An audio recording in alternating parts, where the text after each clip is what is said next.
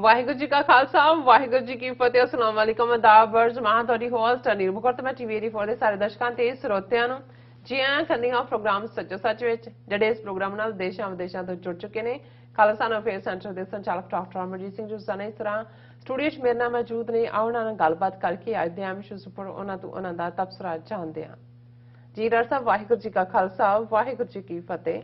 हाँ जी नीलम कौर जी ਤੁਹਾਨੂੰ ਵੀ ਤੇ ਦੁਨੀਆ ਭਰ ਚ ਬੈਠੇ ਸਾਡੇ ਬਹੁਤ ਹੀ ਪਿਆਰੇ ਸੋਹਣੇ ਸਿਆਣੇ ਟੀਵੀ 84 ਦੇ ਵਿਊਅਰਸ ਨੂੰ ਵੀ ਵਾਹਿਗੁਰੂ ਜੀ ਕਾ ਖਾਲਸਾ ਵਾਹਿਗੁਰੂ ਜੀ ਕੀ ਫਤਿਹ ਤੇ ਸਾਡੇ ਬਹੁਤ ਹੀ ਪਿਆਰੇ ਮੁਸਲਮਾਨ ਭੈਣਾਂ ਭਰਾਵਾਂ ਨੂੰ अस्सलाम वालेकुम। जी डॉक्टर साहब जी आनू प्रोग्राम सच्चो सच में बहुत शुक्रिया जी। डॉक्टर साहब आज 9 मार्च 2022 26 फग्गन नानकशाही संमत 553 ਦਾ ਦਿਨ ਹੈ ਤੇ ਡਾਕਟਰ ਸਾਹਿਬ ਪ੍ਰੋਗਰਾਮ ਸ਼ੁਰੂ ਕਰਨ ਤੋਂ ਪਹਿਲਾਂ ਅਸੀਂ ਆਪਣੇ ਦਰਸ਼ਕਾਂ ਤੇ ਸਰੋਤਿਆਂ ਨੂੰ ਹਮੇਸ਼ਾ ਤਰ੍ਹਾਂ ਦੱਸਦੇ ਵਿਊਅਰਸ ਜੇ ਤੁਸੀਂ ਹੱਕ ਸੱਚ ਇਨਸਾਫ ਤੇ ਪੈਰਾ ਦਿੰਦਾ ਇੱਕੋ ਇੱਕ ਚੈਨਲ ਟੀਵੀ 84 ਨੂੰ ਦੇਖਣਾ ਚਾਹੁੰਦੇ ਹੋ ਤਾਂ ਤੁਸੀਂ ਦੇਖ ਸਕਦੇ ਹੋ ਸਪੈਕਟਰਮ ਕੇਬਲ ਆਸ਼ੀਨ ਕੇਬਲ ਬੈਲਫਾਲਕਨ ਕੈਨੇਡਾ roku ਚਾਦੂ ਬਾਕਸ ਸ਼ਾਵਾ ਫੇਸਬੁੱਕ ਟੀਵੀ 84 ਦੀ ਐਪ ਰਾਹੀਂ online streaming and IP box ਤੇ ਤੁਸੀਂ ਟੀਵੀ 84 ਨੂੰ ਦੇਖ ਸਕਦੇ ਹੋ।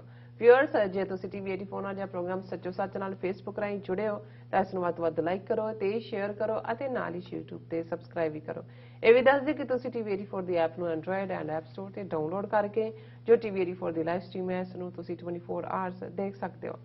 ਵਿਊਅਰਸ ਹੁਣ ਅਸੀਂ ਆਪਣੇ ਪ੍ਰੋਗਰਾਮ ਦੀ ਸ਼ੁਰੂਆਤ ਕਰਨ ਜਾ ਰਹੇ ਹਾਂ ਔਰ ਤੁਹਾਨੂੰ ਦੱਸ ਦਈਏ ਕਿ ਅੱਜ ਦੇ ਪ੍ਰੋਗਰਾਮ ਸੱਚੋ ਸੱਚ ਨੂੰ ਸਪਾਂਸਰ ਕੀਤਾ ਗਿਆ ਹੈ ਡਾਲਸ ਟੈਕਸਸ ਤੋਂ ਸਰਦਾਰ ਗੋਵਿੰਦਰ ਸਿੰਘ ਜੀ ਅਤੇ ਸਰਦਾਰ ਮਨਵੀਰ ਸਿੰਘ ਜੀ ਵੱਲੋਂ। ਸੋ ਇਹਨਾਂ ਦਾ ਕਹਿਣਾ ਹੈ ਕਿ ਪੰਜਾਬ ਵਿੱਚ ਸਿਆਸੀ ਪਾਰਟੀਆਂ ਰਾਹੀਂ ਕੋਈ ਵੀ ਚੋਣ ਡਰਾਮਾ ਪੰਜਾਬ ਦੇ ਕਿਸੇ ਵੀ ਮਸਲੇ ਦਾ ਹੱਲ ਨਹੀਂ ਕੱਢ ਸਕੇਗਾ।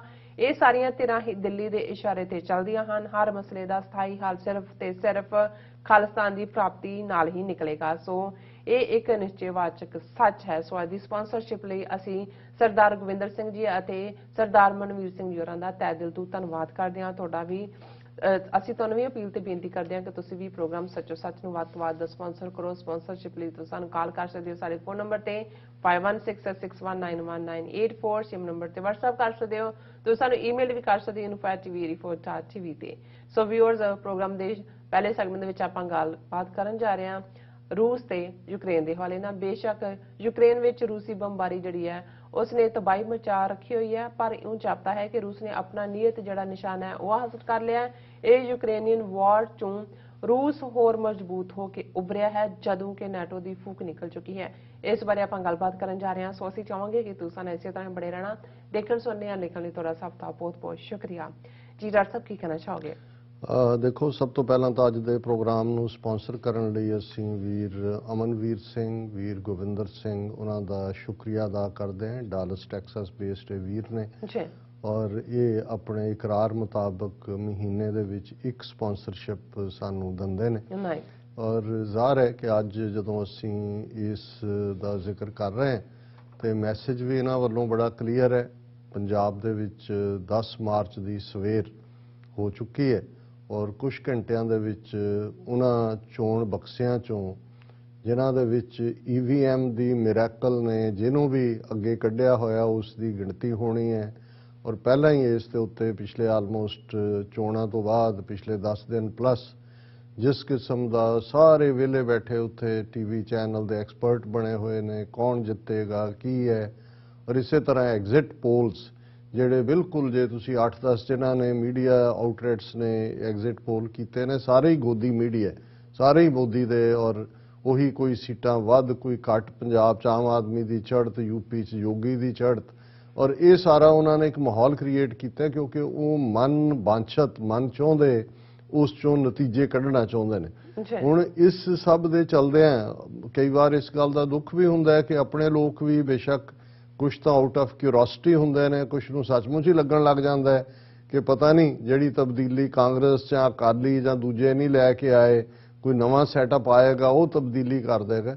ਸੋ ਮੈਸੇਜ ਬੜਾ ਕਲੀਅਰ ਹੈ ਕਿ ਕੋਈ ਵੀ ਸਿਆਸੀ ਸਿਸਟਮ ਪੰਜਾਬ ਦੇ ਵਿੱਚ ਉੱਥੇ ਕੋਈ ਵੀ ਆ ਜਾਏ ਪੰਜਾਬ ਦੇ ਮੁੱਖ ਮੰਤਰੀ ਦਾ ਅਹੁਦਾ ਜਿਹੜਾ ਹੈ ਉਹ ਇੱਕ ਦਿੱਲੀ ਦੇ ਸੂਬੇਦਾਰ ਦਾ ਅਹੁਦਾ ਹੈ ਔਰ ਜਦੋਂ ਅਸੀਂ ਸੂਬੇਦਾਰ ਦੀ ਗੱਲ ਕਰਦੇ ਹਾਂ ਕਿਉਂਕਿ ਇਹ ਟਰਮ ਜਦੋਂ ਮੁਗਲਿਆ ਸਲਤਨਤ ਸੀ ਤੇ ਜਿਵੇਂ ਲਾਹੌਰ ਔਰ ਸਰਹੰਦ ਦੇ ਸੂਬੇ ਸੀ ਉਹੀ ਗਵਰਨ ਕਰਦੇ ਸੀ ਲੇਕਿਨ ਉਹਨਾਂ ਕੋਲ ਫਿਰ ਵੀ ਜਿਹੜੀ ਹੈ ਕੁਝ ਇੰਡੀਪੈਂਡੈਂਸ ਸੀ। ਦਿੱਲੀ ਦਰਬਾਰ ਇੰਨਾ ਕੰਸਰਨ ਹੁੰਦਾ ਸੀ ਕਿ ਉਹਨਾਂ ਨੂੰ ਜਿਹੜੇ ਹੈ ਉਹਨਾਂ ਦੇ ਖਜ਼ਾਨੇ ਦੇ ਵਿੱਚ ਜੋ ਟੈਕਸ ਜਾਂ ਜੋ ਵੀ ਉਹਨਾਂ ਦੇ ਉੱਤੇ ਜਿਹੜਾ ਥੋਪਿਆ ਹੋਇਆ ਸੀ ਕਿ ਇੰਨਾ ਪੈਸਾ ਸਾਡੇ ਖਜ਼ਾਨੇ 'ਚ ਤੁਹਾਡੇ ਸੂਬੇ 'ਚੋਂ ਆਉਣਾ ਚਾਹੀਦਾ, ਬਾਕੀ ਉਹ ਇੰਡੀਪੈਂਡੈਂਟਲੀ ਆਪਰੇਟ ਕਰਦੇ ਸੀ।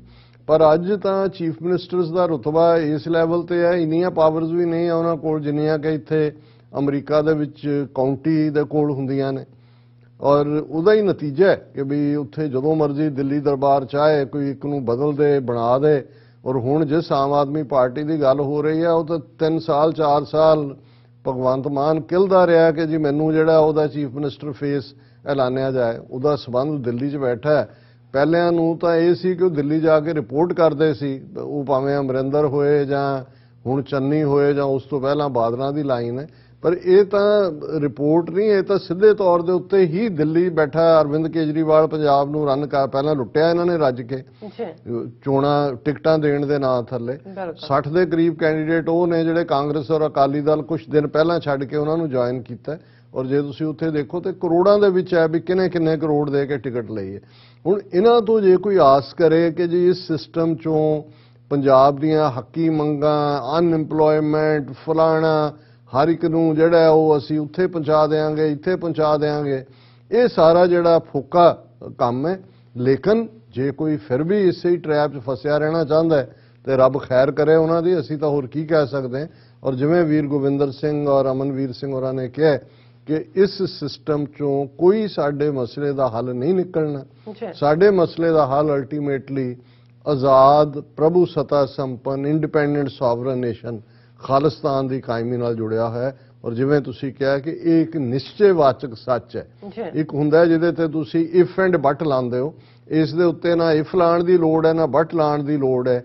ਸਿਰਫ ਤੇ ਸਿਰਫ ਖਾਲਿਸਤਾਨ ਹੀ ਸਿੱਖ ਕੌਮ ਪੰਜਾਬ ਦੀ ਧਰਤੀ ਦੇ ਗੁਲਾਮੀ ਦੇ ਸੰਗਲ ਕੱਟਣੇ ਹੀ ਅਲਟੀਮੇਟਲੀ ਜਿਹੜੇ ਨੇ ਉਹ ਸਾਡਾ ਨਿਸ਼ਾਨਾ ਹੋਣਾ ਚਾਹੀਦਾ ਔਰ ਸਾਡਾ ਫੋਕਸ ਵੀ ਇਸ ਗੱਲ ਤੇ ਹੋਣਾ ਚਾਹੀਦਾ। ਬਿਲਕੁਲ ਜ਼ਾਹਰ ਹੈ ਦੁਨੀਆ ਇੱਕ ਵਿਲੇਜ ਹੈ, ਜਿਹੜੀ ਟਰਮ ਸ਼ਾਇਦ ਹਿਲਰੀ ਕਲਿੰਟਨ ਨੇ world is a global village ਜਦੋਂ ਕਹੀ ਤੇ ਇਸ ਦੇ ਉੱਤੇ ਬੜੀਆਂ ਜਿਹੜੀਆਂ ਕਿਤਾਬਾਂ ਔਰ ਥਿਊਰੀਜ਼ ਹੋਈਆਂ ਕਿ ਵੀ ਵਾਕਈ ਕਿਉਂਕਿ ਜਿੰਨੀ ਕਨੈਕਟੀਵਿਟੀ ਦੁਨੀਆ ਦੀ ਖਾਸ ਤੌਰ ਤੇ 80ਵਿਆਂ ਦੇ ਅਖੀਰ 'ਚ ਔਰ 90ਵਿਆਂ ਦੇ ਵਿੱਚ ਹੋਈ ਜਦੋਂ ਕਿ ਕੰਪਿਊਟਰ ਕਾਮਨ ਹੋਇਆ ਔਰ ਉਹ ਸਾਰੇ ਦੇ ਨਾਲ ਜਿਹੜੀ ਹੈ ਉਹ ਗਲੋਬਲ ਮਾਰਕੀਟ ਦਾ ਕਨਸੈਪਟ ਹੋਰ ਔਰ ਵਰਲਡ ਟ੍ਰੇਡ ਆਰਗੇਨਾਈਜੇਸ਼ਨ ਦੁਨੀਆ ਦੇ ਵਿੱਚ ਖੁੱਲ੍ਹਾ ਵਪਾਰ ਦੀ ਲਾਈਨ। ਸੋ ਜ਼ਾਹਰ ਹੈ ਕਿ ਉਦੋਂ ਇਹ ਹੋ ਗਿਆ ਜੀ ਬ੍ਰੈਕਫਾਸਟ ਇੱਥੇ ਕਰੋ, ਲੰਚ ਲੰਡਨ ਕਰੋ, ਡਿਨਰ ਨਿਊਯਾਰਕ ਕਰੋ। ਇਹਦਾ ਮਤਲਬ ਇਹ ਹੈ ਕਿ ਦੁਨੀਆ ਇੱਕ ਪਿੰਡ ਵਾਂਗ ਸਵੇਰ ਤੋਂ ਸ਼ਾਮ ਤੱਕ, ਔਰ ਇਕੱਲਾ ਇਹ ਨਹੀਂ ਵੀ ਤੁਸੀਂ ਟਰੈਵਲ ਕਰਨਾ। ਹੁਣ ਤਾਂ ਕੋਵਿਡ ਦੇ ਚੱਲਦੇ ਆ ਜਿਵੇਂ ਸਾਰੀ ਐਕਟੀਵਿਟੀ ਦਫ਼ਤਰ ਲਾਈਨ ਔਰ ਈਵਨ ਸ਼ਾਪਿੰਗ ਤੱਕ ਘਰ ਬੈਠਿਆਂ ਹੋ ਗਈ। ਉਹ ਤਾਂ ਇਵੇਂ ਹੀ ਹੈ ਕਿ ਤੁਸੀਂ ਮੁੰਡੂ ਹੱਥ ਸੁਨੇਹਾ ਭੇਜਿਆ ਪਿੰਡ ਦੇ ਬਾਣੀਆਂ ਨੂੰ ਕਿ ਭਾਈ ਆਹ ਘਰ ਪਹੁੰਚਾ ਦਿਓ, ਲੈ ਆਉਂਦਾ। ਇੱਥੇ ਵੀ ਉਹੀ ਹੈ ਕਿ ਵੀ ਤੁਸੀਂ ਉਂਗਲ ਮਾਰੀ ਤਾਂ ਮੂੰਹ ਵੀ ਨਹੀਂ ਬੋਲਣਾ ਪੈਂਦਾ ਤੇ ਉਹ ਤੁਹਾਡੇ ਖੇਤ ਜਿਹੜੀ ਹੈ ਸਮਾਨ ਦੀ ਤੁਹਾਡੇ ਬੂਹੇ ਮੂਹਰੇ। ਸੋ ਇਸ ਸਭ ਦੇ ਚੱਲਦੇ ਆ ਜੇ ਇਸ ਦੀ ਪੋਜ਼ਿਟਿਵਿਟੀ ਅਸੀਂ ਦੇਖੀ ਕਿ ਗਲੋਬਲ ਵਿਲੇਜ ਨੇ ਕਿਵੇਂ ਇੱਕ ਦੂਜੇ ਦੇ ਕਰੀਬ ਲਿਆਂਦਾ, ਸਾਰੇ ਲੋਕ ਇੱਕ ਦੂਸਰੇ ਦਾ, ਜਿਸ ਨੂੰ ਕਦੇ ਗੁਰੂ ਕਲਗੀਧਰ ਪਾਤਸ਼ਾਹ ਨੇ ਮਾਨਸ ਕੀ ਜਾਤ ਸਭ ਹੈ ਇੱਕ ਹੈ ਪਹਿਚਾਨ ਉਹ ਕਿਹਾ ਸੀ ਕਿ ਹਿਊਮਨ ਰੇਸ ਇੱਕ ਹੈ, ਇਸ ਕਨਸੈਪਟ ਨੂੰ ਮਜ਼ਬੂਤੀ ਮਿਲੀ। ਲੇਕਿਨ ਇਸ ਸਭ ਦੇ ਚੱਲਦੇ ਆ ਕੋਵਿਡ ਦੇ ਵੇਲੇ ਇਹ ਗੱਲ ਸਾਹਮਣੇ ਆਈ ਕਿ ਨਹੀਂ, ਨਾ ਹਉਮੈ ਟੁੱਟੀ ਹੈ, ਨਾ ਦੇਸ਼ਾਂ ਦੇ ਇੰਟਰਸਟ ਮੁੱਕੇ ਨੇ, ਔਰ ਰਾਦਰ ਇਸ ਸਾਰੇ ਚੋਂ ਕਿਵੇਂ ਫਰਦਰ ਪੋਲਰਾਈਜੇਸ਼ਨ ਹੋਈ ਕਿ ਅੱਜ ਅਸੀਂ ਦੁਨੀਆ ਦੇ ਅੱਡ-ਅੱਡ ਖਿੱਤਿਆਂ ਦੇ ਵਿੱਚ ਕੱਲੀਆਂ ਹਕੂਮਤ ਕਰ ਰਹੀਆਂ ਤਾਕਤਾਂ ਵਾਲੀ ਨਹੀਂ, ਜੇ ਅਸੀਂ ਜਿਹੜੀਆਂ ਆਪੋਜੀਸ਼ਨ 'ਚ ਵੀ ਨੇ ਔਰ ਹਕੂਮਤ ਦੇ ਲਗਭਗ ਨੇੜੇ ਪਹੁੰਚੀਆਂ ਹੋਈਆਂ ਨੇ ਦੇਖਾਂਗੇ ਤਾਂ ਜਿਹਨੂੰ ਅੱਜ ਰਾਈਜ਼ ਆਫ ਅਲਟਰਾ ਨੈਸ਼ਨਲਿਜ਼ਮ ਔਰ ਇਹ ਜਿਹੜੀ ਸਟੇਟ ਦਾ ਕਨਸੈਪਟ ਇੱਕ ਜਿਓਗ੍ਰਾਫੀਕਲ ਸਟੇਟ ਜਿਹੜਾ 19th ਸੈਂਚੁਰੀ 'ਚ ਕਲੋਨੀਅਲ ਪਾਵਰਸ ਨੇ ਹੀ ਦਿੱਤਾ ਔਰ ਸੈਕੰਡ ਵਰਲਡ ਵਾਰ ਤੋਂ ਬਾਅਦ ਜਦੋਂ ਨਵੀਂ ਮੈਪ ਮੇਕਿੰਗ ਕੀਤੀ ਗਈ, ਪਹਿਲੀ map making first world war ਤੋਂ ਬਾਅਦ ਹੋਈ ਔਰ ਜਿਹੜੇ ਐਮਪਾਇਰ ਟੁੱਟੇ ਕਿਉਂਕਿ ਫਸਟ ਵਰਲਡ ਵਾਰ ਨੇ ਆਟੋਮੈਨ ਐਮਪਾਇਰ ਨੂੰ ਤੋੜਿਆ, ਰਸ਼ੀਅਨ ਐਮਪਾਇਰ ਨੂੰ ਤੋੜਿਆ ਔਰ ਇਸ ਸਾਰੇ ਦੇ ਚੱਲਦੇ ਆ ਜਿਹੜੇ ਨਵੇਂ ਸਾਰੇ ਨੇ ਉਹ ਐਸਟਰੋ ਹੰਗੇਰੀਅਨ ਐਮਪਾਇਰ ਨੂੰ ਤੋੜਿਆ। ਉਹਦੇ ਚੋਂ ਨਵੇਂ ਮੁਲਕ ਨਿਕਲੇ ਵਿਦ ਦਾ ਜਿਓਗ੍ਰਾਫੀਕਲ ਬਾਉਂਡਰੀਜ਼ ਔਰ ਜਿਹਨੂੰ ਅਸੀਂ ਜੇ ਮਿਡਲ ਈਸਟ ਦੇ ਹਵਾਲੇ ਨਾਲ ਦੇਖੀਏ ਜਿਹੜਾ 700-800 ਸਾਲ ਆਟੋਮੈਨ ਐਮਪਾਇਰ ਦੇ ਥੱਲੇ ਰਿਹਾ ਤੇ with the notch of the pen ਇਹ ਸਾਰਾ ਬਣਾਤਾ। ਇਧਰ ਇਰਾਕ ਹੈ, ਇਧਰ ਕੁਵੈਤ ਹੈ, ਇਧਰ ਜਾਰਡਨ ਹੈ, ਇਧਰ ਲਬਨਾਨ ਹੈ, ਉਧਰ ਫਲਾਣਾ ਹੈ। ਸੋ ਮਤਲਬ ਇਹ ਹੈ ਕਿ ਇਸ ਗੱਲ ਦਾ ਧਿਆਨ ਰੱਖਦੇ ਹਾਂ ਕਿ ਕਿਵੇਂ ਇਹਨਾਂ ਨੂੰ ਕੰਟਰੋਲ ਕਰਨਾ ਹੈ। ਔਰ ਸੈਕੰਡ ਵਰਲਡ ਵਾਰ ਤੋਂ ਬਾਅਦ ਫਿਰ ਅਸੀਂ ਦੇਖਦੇ ਹਾਂ ਕਿ ਜਿੱਥੋਂ ਜਿੱਥੋਂ ਕਲੋਨੀਅਲ ਰੂਲ ਟੁੱਟਦਾ ਚਲਾ ਗਿਆ, ਕਿਉਂਕਿ ਸਾਰੀਆਂ ਯੂਰਪੀਅਨ ਕੰਟਰੀਜ਼ ਇਹਨਾਂ ਨੇ ਦੁਨੀਆ ਨੂੰ ਕੋਲੋਨਾਈਜ਼ ਕੀਤਾ ਹੋਇਆ ਸੀ। ਕੋਈ ਫ੍ਰੈਂਚ ਕਾਲੋਨੀ ਸੀ, ਕੋਈ ਬ੍ਰਿਟਿਸ਼ ਸੀ, ਕੋਈ ਸਪੈਨਿਸ਼ ਸੀ, ਕੋਈ ਪੋਰਤੂਗੀਜ਼ ਸੀ। ਉਹ ਵੀ ਇੱਕ ਜਿਹੜੇ ਨੇ ਅਨਨੈਚੁਰਲ ਕਈ ਥਾਂ ਤੇ ਮੈਪ ਮੇਕਿੰਗ ਹੋਈ ਅਫਰੀਕਾ ਦੇ ਵਿੱਚ ਵੀ, ਏਸ਼ੀਆ 'ਚ ਵੀ। ਜੇ ਪੰਜਾਬ ਦੇ ਹਵਾਲੇ ਨਾਲ ਵੀ ਅਸੀਂ ਦੇਖੀਏ ਤਾਂ ਉਸ ਮੈਪ ਮੇਕਿੰਗ ਦਾ ਅਸੀਂ ਵੀ ਸ਼ਿਕਾਰ ਹੋਏ ਹਾਂ।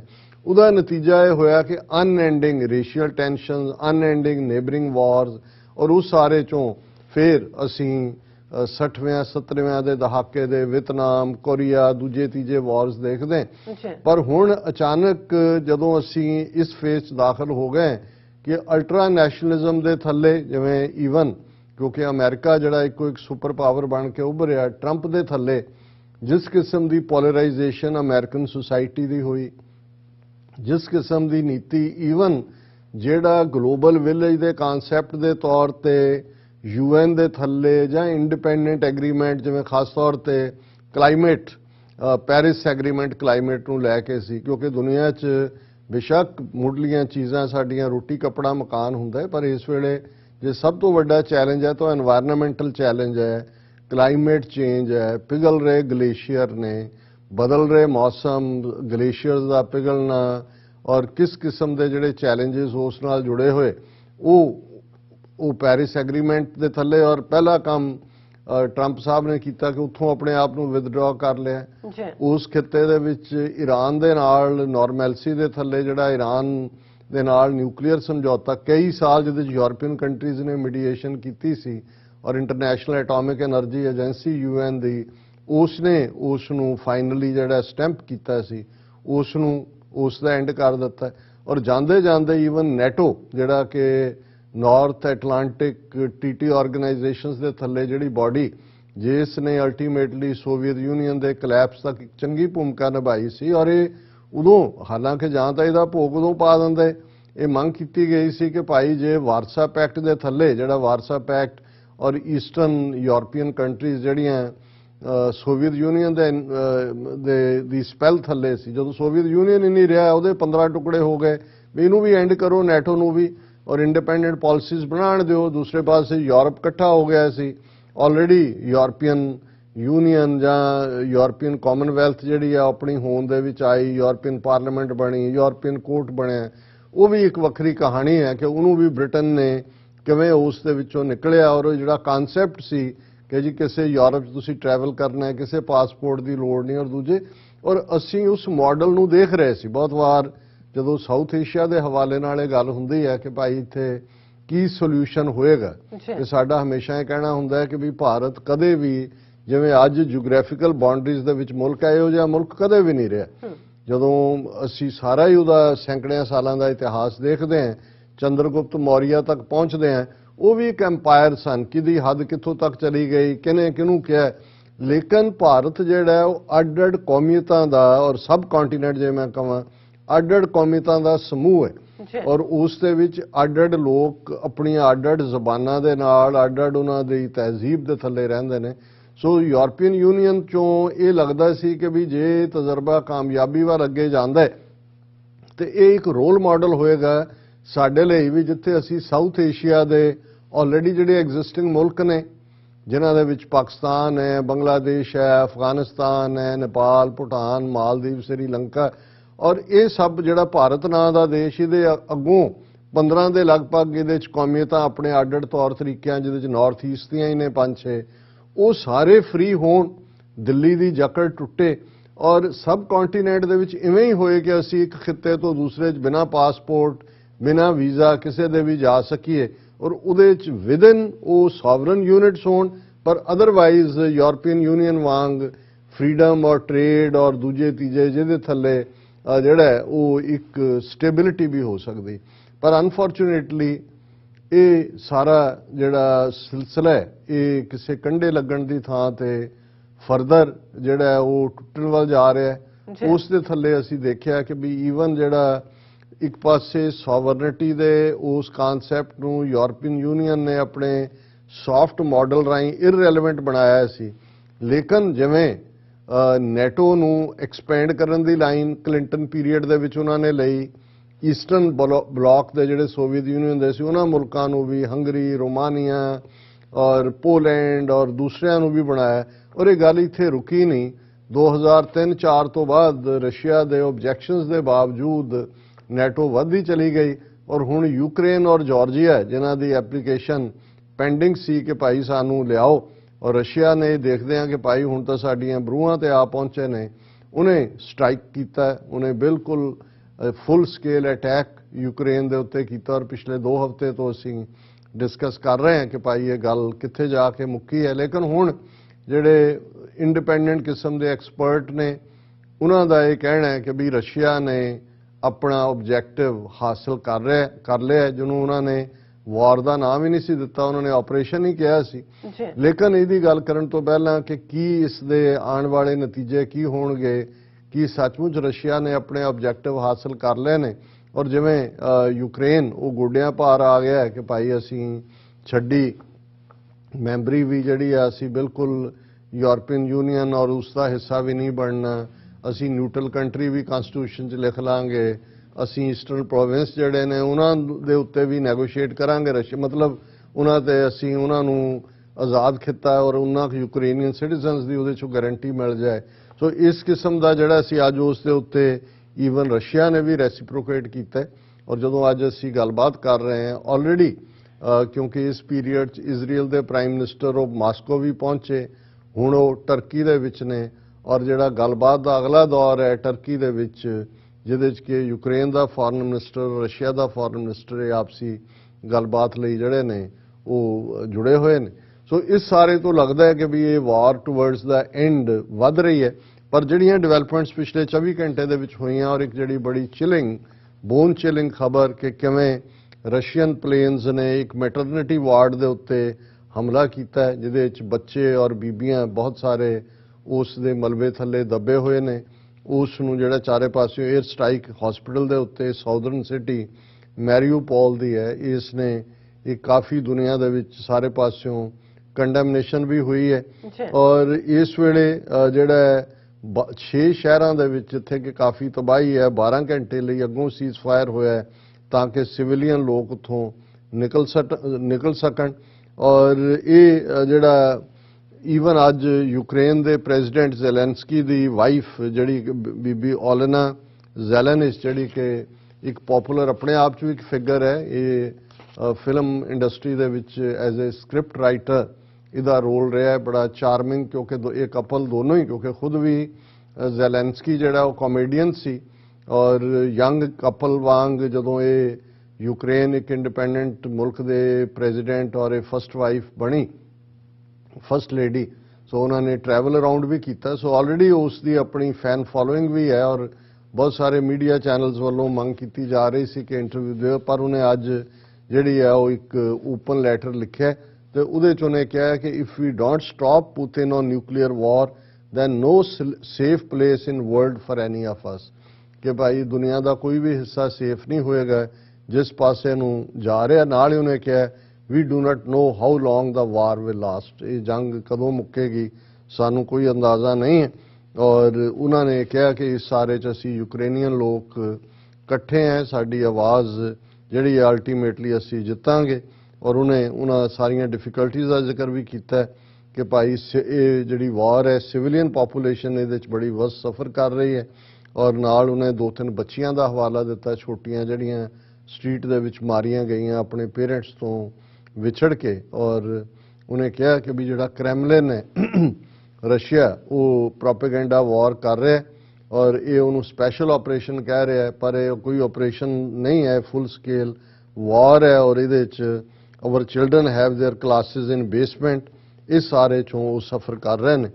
ਔਰ ਹੁਣ ਜਦੋਂ ਅਸੀਂ ਸਮਝੌਤੇ ਦੇ ਹਵਾਲੇ ਨਾਲ ਗੱਲ ਕਰਦੇ ਹਾਂ ਕਿ ਕੱਲ ਜਿਹੜਾ ਪ੍ਰੈਜ਼ੀਡੈਂਟ ਯੂਕਰੇਨ ਨੇ ਜਿਹੜੀ ਆਫਰ ਕੀਤੀ ਉਸ ਦੇ ਜਵਾਬ ਦੇ ਵਿੱਚ ਅੱਜ ਰਸ਼ੀਅਨ ਫੋਰਨ ਮਿਨਿਸਟਰੀ ਨੇ ਕਿਹਾ ਓਵਰਥਰੋਇੰਗ Ukrainian government is not hour ਗੋਲ। ਇਹਦਾ ਮਤਲਬ ਇਹ ਹੈ ਕਿ ਰਸ਼ੀਆ ਨੇ ਵੀ ਆਲਮੋਸਟ, ਕਿਉਂਕਿ ਇਹੀ ਰਸ਼ੀਆ ਦੀਆਂ ਡਿਮਾਂਡ ਸੀ ਸੋ ਜੇ ਜ਼ੈਲੈਂਸਕੀ ਜਿਹੜਾ ਉਸ ਨੂੰ ਮੰਨਦਾ ਹੈ ਤੇ ਉਹਨੇ ਕਿਹਾ ਜੀ will prefer to achieve Kyiv's neutral status through talks, ਕਿ ਅਸੀਂ ਜੇ ਮੰਨਦਾ ਹੈ ਕੀਵ ਯਾਨੀ ਯੂਕਰੇਨ ਕਿ ਉਹ ਆਪਣਾ ਨਿਊਟਰਲ ਸਟੇਟਸ ਰੱਖਣਗੇ, ਉਹ ਨੈਟੋ ਨਹੀਂ ਜੁਆਇਨ ਕਰਨਗੇ, ਤੇ ਅਸੀਂ ਇਹ ਸਾਰੇ ਨੂੰ ਵੈਲਕਮ ਕਰਦੇ ਹਾਂ।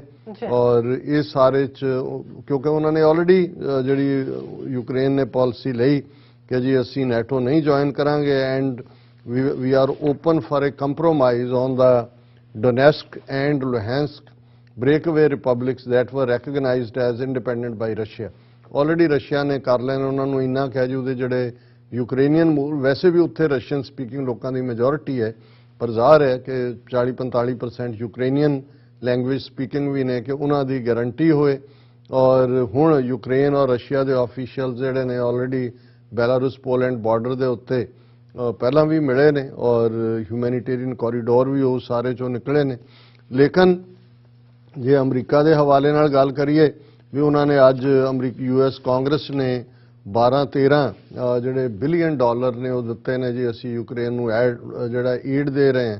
ਔਰ ਬ੍ਰਿਟਨ ਨੇ ਕਿਹਾ ਜੀ ਅਸੀਂ anti aircraft missile system Ukraine ਨੂੰ ਦੇਣ ਨੂੰ ਤਿਆਰ ਹੈ। ਮਤਲਬ ਇਹ ਹੈ ਕਿ ਇਹਨਾਂ ਵੱਲੋਂ ਸ਼ਾਇਦ ਇਹ ਕਿ ਅਜੇ ਵੀ ਉਹੀ ਲਾਈਨ ਰੱਖੀ ਹੋਈ ਹੈ, ਔਰ ਇਹ ਵਿਜ਼ਡਮ ਹੋਏਗੀ ਯੂਕਰੇਨ ਦੇ ਪਾਰਟ ਤੇ, ਜਿਹੜੀ ਗੱਲ ਕਿ ਅਸੀਂ ਲਗਾਤਾਰਤਾ ਨਾਲ ਕਹਿੰਦੇ ਰਹੇ ਕਿ ਭਾਈ ਇੱਕ ਪਾਸੇ ਉਹ ਇਵੇਂ ਹੀ ਆ, ਉਹ ਜਿਹੜੀ ਕਹਾਣੀ ਉਸ ਦੀ ਹੈ ਕਿ ਵੀ ਗਿੱਦੜ ਨੂੰ ਜੰਗਲ ਦਾ ਰਾਜਾ ਬਣਾ ਕੇ ਔਰ ਉਹਨੂੰ ਇਹ ਕਹਿ ਕੇ ਕਿ ਚੜ ਜਾ ਸ਼ੇਰ ਤੇ ਮਾਰ ਭਵਕਾਰ ਅੱਖਾਂ ਤੇਰੀਆਂ ਲਾਲ ਹੈ, ਤੇ ਜਦੋਂ ਸ਼ੇਰ ਨੇ ਉਹਨੂੰ ਸੁੱਟ ਲਿਆ ਥੱਲੇ ਤੇ ਉਹ ਜਾਂਦਾ ਇਹੀ ਕਹੀ ਗਿਆ ਕਿ ਵੀ ਮੈਨੂੰ ਬੱਗੀ ਅੱਖੀ ਮਰਵਾ ਦਿੱਤਾ ਹੈ, ਕਿ ਵੀ ਇਹਦਾ ਮਤਲਬ ਮੇਰੀਆਂ ਅੱਖਾਂ ਲਾਲ ਨਹੀਂ, ਤੁਸੀਂ ਪਹਿਲਾਂ ਹੀ ਜਿਹੜਾ ਮੈਨੂੰ ਇਧਰ ਸੁੱਟਤਾ। ਸੋ ਹੁਣ ਜੇ ਇਹ ਟਰਮ ਕਹਿਣਾ ਹੋਏ, ਇਹ ਫਰੇਜ਼ ਤੇ ਬਿਲਕੁਲ ਯੂਕਰੇਨ ਦੇ ਉੱਤੇ ਠੀਕ ਢੁਕਦਾ ਹੈ ਕਿ ਉਹਨੂੰ ਬੱਗੀ ਅੱਖੀ ਇਹਨਾਂ ਨੇ ਮਰਵਾ ਦਿੱਤਾ ਹੈ, ਕਿ ਭਾਈ ਆ ਕੇ ਵੀ ਨਾਲ ਖੜੇ, ਨੋ ਫਲਾਈ ਜ਼ੋਨ ਦੇ ਥੱਲੇ ਵੀ ਰੁਕ ਗਏ, ਤੇ ਫੁੱਲ ਸਕੇਲ ਤਾਂ ਵਾਰ ਦੇ ਵਿੱਚ ਕੀ ਹੋਣਾ ਸੀ। ਲੇਕਿਨ ਇਸ ਸਾਰੇ ਚੋਂ ਜਿਹੜੀਆਂ ਜਿੱਥੇ ਅਸੀਂ ਬਹਾਦਰੀ ਦੀਆਂ ਗਾਥਾਵਾਂ ਦੇਖਦੇ ਹਾਂ, ਜਿਵੇਂ ਜ਼ਿਕਰ ਸੀ ਕਿ ਕਿਵੇਂ 11 ਸਾਲ ਦਾ ਬੱਚਾ 1500 ਕਿਲੋਮੀਟਰ ਜਿਹੜਾ ਉਹ ਟਰੈਵਲ ਕਰਕੇ ਆਇਆ, ਉੱਥੇ ਭਾਰਤ ਦੇ ਵਿੱਚ ਜਿਹੜੀ ਖਬਰ ਜਿਹਨੂੰ BBC ਨੇ ਵੀ ਡਿਸਕਸ ਕੀਤਾ ਹੈ ਕਿ ਇੱਕ ਕੋਇੰਬਟੋਰ ਤਾਮਿਲਨਾਡੂ ਦਾ 21 ਸਾਲਾਂ ਦਾ ਮੁੰਡਾ ਜਿਹੜਾ ਯੂਕਰੇਨ ਦੇ ਵਿੱਚ ਪੜ੍ਹਨ ਗਿਆ ਸੀ ਹਾਇਰ ਸਟੱਡੀਜ਼ ਲਈ, ਉਹਨੇ ਜਿਹੜਾ ਜਾਰਜੀਅਨ ਪੈਰਾਟਰੂਪਰਸ ਨੂੰ ਜੁਆਇਨ ਕੀਤਾ ਹੈ ਕਿ ਉਹ ਯੂਕਰੇਨ ਦੇ ਵਿੱਚ ਲੜੇਗਾ ਰਸ਼ੀਅਨ ਫੌਜਾਂ ਦੇ ਖਿਲਾਫ। ਇਹ ਬੜਾ ਦਿਲਚਸਪੀ ਦਾ ਕਿ ਬਈ ਉਹਨੂੰ ਕੀ ਸੁਝਿਆ। ਫਿਰ ਉਹਦੀ ਜਿਹੜੀ ਹੁਣ ਬੈਕ ਹਿਸਟਰੀ ਫੈਮਿਲੀ ਤੋਂ ਆਈ ਕਿ ਵੀ ਪਹਿਲਾਂ ਉਹ ਇੰਡੀਅਨ ਆਰਮੀ ਜੁਆਇਨ ਕਰਨਾ ਚਾਹੁੰਦਾ ਸੀ, ਉਹ 2-3 ਵਾਰੀ ਉਹਨੇ ਅਟੈਂਪਟ ਕੀਤਾ, ਉਹ ਫੇਲ ਹੋਇਆ। ਫਿਰ ਉਹਨੇ ਅਮਰੀਕਨ ਸਿਸਟਮ ਨੂੰ ਦੇਖਿਆ, ਕਿਉਂਕਿ ਇੱਥੇ ਵੀ ਹੁੰਦਾ ਵੀ ਜਿਹੜੇ ਇੱਥੇ ਆਏ ਜਿਨ੍ਹਾਂ ਕੋਲ ਗ੍ਰੀਨ ਕਾਰਡ ਨਾ ਹੋਏ, ਜੇ ਉਹ ਆਫਰ ਕਰਨ ਤਾਂ ਉਹਨਾਂ ਨੂੰ ਗ੍ਰੀਨ ਕਾਰਡ ਦੇ ਬੇਸ ਤੇ ਟ੍ਰੇਨਡ ਕਰਕੇ ਉਹ ਭੇਜ ਦਿੰਦੇ ਨੇ। ਇਸ ਕਿਸਮ ਦਾ ਹੀ ਜਿਹੜੇ ਇੱਕ ਇਰਾਕ ਵਾਰ ਦੇ ਵਿੱਚ ਇੱਕ ਉਦੇ ਸਿੰਘ ਸਿੱਖ ਨੌਜਵਾਨ ਜਿਹੜਾ ਫੌਜ ਦੇ ਵਿੱਚ ਸੀ ਅਮਰੀਕਾ, ਉਸੇ ਕੈਟਾਗਰੀ 'ਚ ਸੀ ਕਿ ਵੀ ਗ੍ਰੀਨ ਕਾਰਡ ਮਿਲੇਗਾ ਤਾਂ ਲੜਨ ਚਲਾ ਗਿਆ, ਉੱਥੇ ਸ਼ਹੀਦ ਮਾਰਿਆ ਗਿਆ। ਇਹ 21 ਸਾਲਾਂ ਦਾ ਮੁੰਡਾ ਜਿਹੜਾ ਹੁਣ ਇੰਡੀਅਨ ਉਹ ਵੀ ਲੜ, ਸੋ ਉਹਨਾਂ ਦੀ ਗਿਣਤੀ 'ਚ ਸ਼ਾਮਲ ਹੋ ਗਿਆ ਕਿ ਜੀ ਜਾਰਜੀਅਨ ਵੀ ਲੜ ਰਹੇ ਨੇ, ਦੂਸਰੇ ਵੀ ਨੇ, ਔਰ ਇੱਕ ਇੰਡੀਅਨ ਵੀ ਜਿਹੜਾ ਸਟੂਡੈਂਟ ਆਫ ਐਰੋਸਪੇਸ ਇੰਜੀਨੀਅਰਿੰਗ ਦਾ ਖਾਰਕਿਵ ਨੈਸ਼ਨਲ ਯੂਨੀਵਰਸਿਟੀ 'ਚ ਯੂਕਰੇਨ 'ਚ ਸੀ, ਉਹ ਵੀ ਲੜਾਕਾ ਬਣ ਗਿਆ। ਹੁਣ ਇਸ ਸਾਰੇ ਦੇ ਚੱਲਦੇ ਹਾਂ, ਬਾਕੀ ਅਸੀਂ ਇਹ ਦੇਖਦੇ ਹਾਂ ਕਿ ਅਸੀਂ ਤਾਂ ਇਹ ਪ੍ਰੇ ਕਰ ਸਕਦੇ ਹਾਂ ਕਿ ਜਿੱਥੇ ਵੀ ਜਿਹੜੀ ਸਿਵਿਲੀਅਨ ਪਾਪੂਲੇਸ਼ਨ ਜਦੋਂ ਸਫਰ ਕਰਦੀ ਹੈ, ਬੱਚੇ ਬੀਬੀਆਂ, ਔਰ 2 ਮਿਲੀਅਨ ਆਲਮੋਸਟ 20 ਲੱਖ ਲੋਕ ਬੇਘਰ ਹੋਏ ਨੇ। ਸੋ ਜੇ ਇਸ ਸਾਰੇ 'ਚ ਟਰਕੀ ਆਪਣਾ ਐਗਰੈਸਿਵ ਰੋਲ ਪਲੇ ਕਰ ਰਿਹਾ, ਔਰ ਇਸ ਗੱਲ ਦਾ ਵੀ ਵਰਤਾਰਾ ਦੁਨੀਆ ਦੇ ਸਾਹਮਣੇ ਆਇਆ ਕਿ ਜੇ ਰਸ਼ੀਅਨ ਫੋਰਸਿਸ ਨੂੰ ਕੀਵ ਰਾਜਧਾਨੀ ਤੋਂ ਦੂਰ ਕਈ ਮੀਲ ਉਹਨਾਂ ਦਾ ਪੂਰਾ ਕਾਲਮ 40 ਮੀਲ ਦਾ ਟੈਂਕਾਂ ਦਾ ਰੁਕਿਆ ਹੋਇਆ, ਤੇ ਇਹਦਾ ਇੱਕ ਕਾਰਨ ਟਰਕੀ ਦੇ ਡਰੋਨ ਨੇ, ਕਿਉਂਕਿ ਟਰਕੀ ਆਪਣੇ ਕਿਸਮ ਦੇ ਇੱਕ ਡਰੋਨ ਪ੍ਰੋਡਿਊਸ ਕਰਦਾ ਜਿਹੜਾ ਮੱਚ ਚੀਪਰ ਨੇ ਅਮਰੀਕਾ ਤੋਂ, ਉਹਨੇ ਯੂਕਰੇਨ ਨੂੰ ਵੇਚੇ ਹੋਏ ਨੇ, ਜਿਨ੍ਹਾਂ ਦੇ ਵਿੱਚ ਕਿ ਉਹਨਾਂ ਡਰੋਨਸ ਨੇ ਇਹਨਾਂ ਨੂੰ ਰਸ਼ੀਅਨ ਐਡਵਾਂਸਮੈਂਟ ਨੂੰ ਵੀ ਰੋਕਿਆ। ਔਰ ਇਹੀ ਡਰੋਨ ਜਿਹੜੇ ਟਰਕੀ ਦੇ ਬਣੇ ਹੋਏ, ਪਹਿਲਾਂ ਜਦੋਂ ਅਰਮੀਨੀਆ ਔਰ ਅਜ਼ਰਬਾਈਜਾਨ ਦੇ ਵਿੱਚ ਟੱਕਰ ਹੋਈ ਔਰ ਅਰਮੀਨੀਆ ਦੀ ਡਿਫੀਟ ਦੇ ਵਿੱਚ ਇਹਨਾਂ ਡਰੋਨਸ ਦਾ ਵੱਡਾ ਰੋਲ ਸੀ, ਕਿਉਂਕਿ ਟਰਕੀ ਨੇ ਅਜ਼ਰਬਾਈਜਾਨ ਨੂੰ ਦਿੱਤੇ ਸੀ। ਸੋ ਉਹਦੇ ਵਿੱਚ ਇਹ ਵੀ ਸਾਹਮਣੇ ਆ ਗਿਆ ਕਿ ਈਵਨ ਜਿਹੜੇ ਇਹ ਵੱਡੇ ਵੈਪਨ ਪ੍ਰੋਡਿਊਸਿੰਗ ਮੁਲਕ ਨੇ, ਅਮਰੀਕਾ, ਰਸ਼ੀਆ, ਫਰਾਂਸ, UK ਔਰ ਇਜ਼ਰਾਈਲ, ਕਿਉਂਕਿ ਦੁਨੀਆ ਦੀ ਆਲਮੋਸਟ 80-85% ਤਾਂ ਆਰਮਜ਼ ਇੰਡਸਟਰੀ ਨਾਲ ਇਹੀ ਇਹਨਾਂ ਦਾ ਰੈਵਨਿਊ ਇਕਨੋਮਿਕਸ ਹੈ, ਔਰ ਇੰਨੇ ਮਹਿੰਗੇ ਨੇ ਇਹਨਾਂ ਦਾ ਪਾਰਟ, ਉਹ ਤਾਂ $1 ਬਿਲੀਅਨ ਤੋਂ ਸ਼ੁਰੂ ਕਰਦੇ ਨੇ। ਪਰ ਇਹ ਵੀ ਸਾਹਮਣੇ ਆਇਆ ਵੀ ਜੇ ਛੋਟੇ ਮੁਲਕ ਆਪਣੀ ਟੈਕਨੋਲੋਜੀ ਦੇ ਉੱਤੇ ਜਿਹੜੇ ਆਪਣੀਆਂ ਚੀਜ਼ਾਂ ਡਿਵੈਲਪ ਕਰਨ ਮੱਚ ਮੋਰ ਚੀਪਰ, ਤੇ ਉਹ ਜਿਹੜਾ ਹੈ ਇਹਨਾਂ ਦੇ ਵੱਡੇ ਵੱਡੇ, ਹੁਣ ਰਸ਼ੀਆ ਬਹੁਤ ਪਾਵਰਫੁਲ ਉਹਦੀ ਮਸ਼ੀਨਰੀ ਹੈ, ਸਾਰੇ ਇੰਡੀਆ ਦਾ ਫੌਜ ਔਰ 에ਅਰ ਫੋਰਸ ਔਰ ਨੇਵੀ 70% ਤੋਂ ਜ਼ਿਆਦਾ ਰਸ਼ੀਆ ਨਹੀਂ ਹੈ, ਤਾਂ ਹੀ ਇੰਡੀਆ ਜਿਹੜਾ ਉਹ ਨਿਊਟਰਲ ਵੀ ਹੋਣ ਦਾ ਡਰਾਮਾ ਕਰਦਾ, ਕਿਉਂਕਿ ਉਹਨਾਂ ਦਾ ਤਾਂ ਸਭ ਕੁਝ ਖਲੋਜ ਹੈ। ਪਰ ਕਿਸ ਭਾਅ ਦੇ ਉੱਤੇ ਲਏ ਹੋਏ ਨੇ, ਹੁਣ ਮਿਗ ਵਰਗੇ ਜਹਾਜ਼ ਜਿਹੜਾ ਹਰ ਚੌਥੇ ਦਿਨ ਮਿਗ ਡਿੱਗਿਆ ਹੁੰਦਾ, ਉਹਦੀ ਤੁਸੀਂ ਕੀਮਤ ਦੇਖੋ।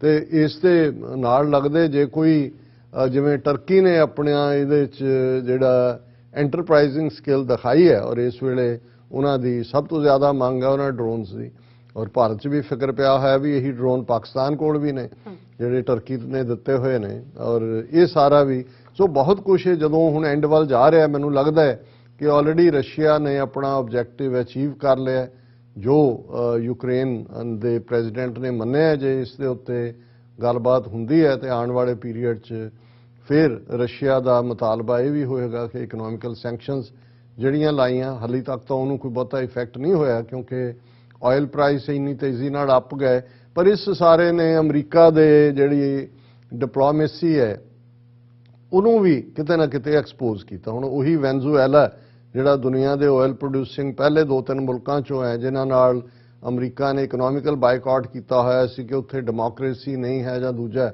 ਫੌਰਨ। ਅਸੀਂ ਪਿਛਲੇ 24 ਘੰਟੇ 'ਚ ਦੇਖਦੇ ਹਾਂ ਕਿ ਵੈਨਜ਼ੂਏਲਾ ਵੀ ਪਹੁੰਚ ਗਿਆ ਅਮਰੀਕਨ ਨੁਮਾਇੰਦਾ, ਔਰ ਉਹਨਾਂ ਦੇ ਨਾਲ ਵੀ, ਕਿਉਂਕਿ ਜਿਹੜਾ ਐਡੀਸ਼ਨਲ ਆਇਲ ਪ੍ਰੋਡਿਊਸ ਕਰਨ ਲਈ ਕਿਹਨੂੰ ਕਹਿਣਾ, ਕਿਉਂਕਿ ਸਾਊਦੀ ਅਰੇਬੀਆ ਔਰ UAE ਉਹਨਾਂ ਨੂੰ ਇੱਕ ਪੀਰੀਅਡ ਸੀ। ਤੁਸੀਂ ਦੇਖੋ ਇਹ ਹੁੰਦੀ ਹੈ ਜਦੋਂ ਤਾਕਤ ਬਦਲਦੀ ਹੈ ਤੇ ਅੱਖਾਂ ਕਿਵੇਂ ਬਦਲਦੀਆਂ ਨੇ।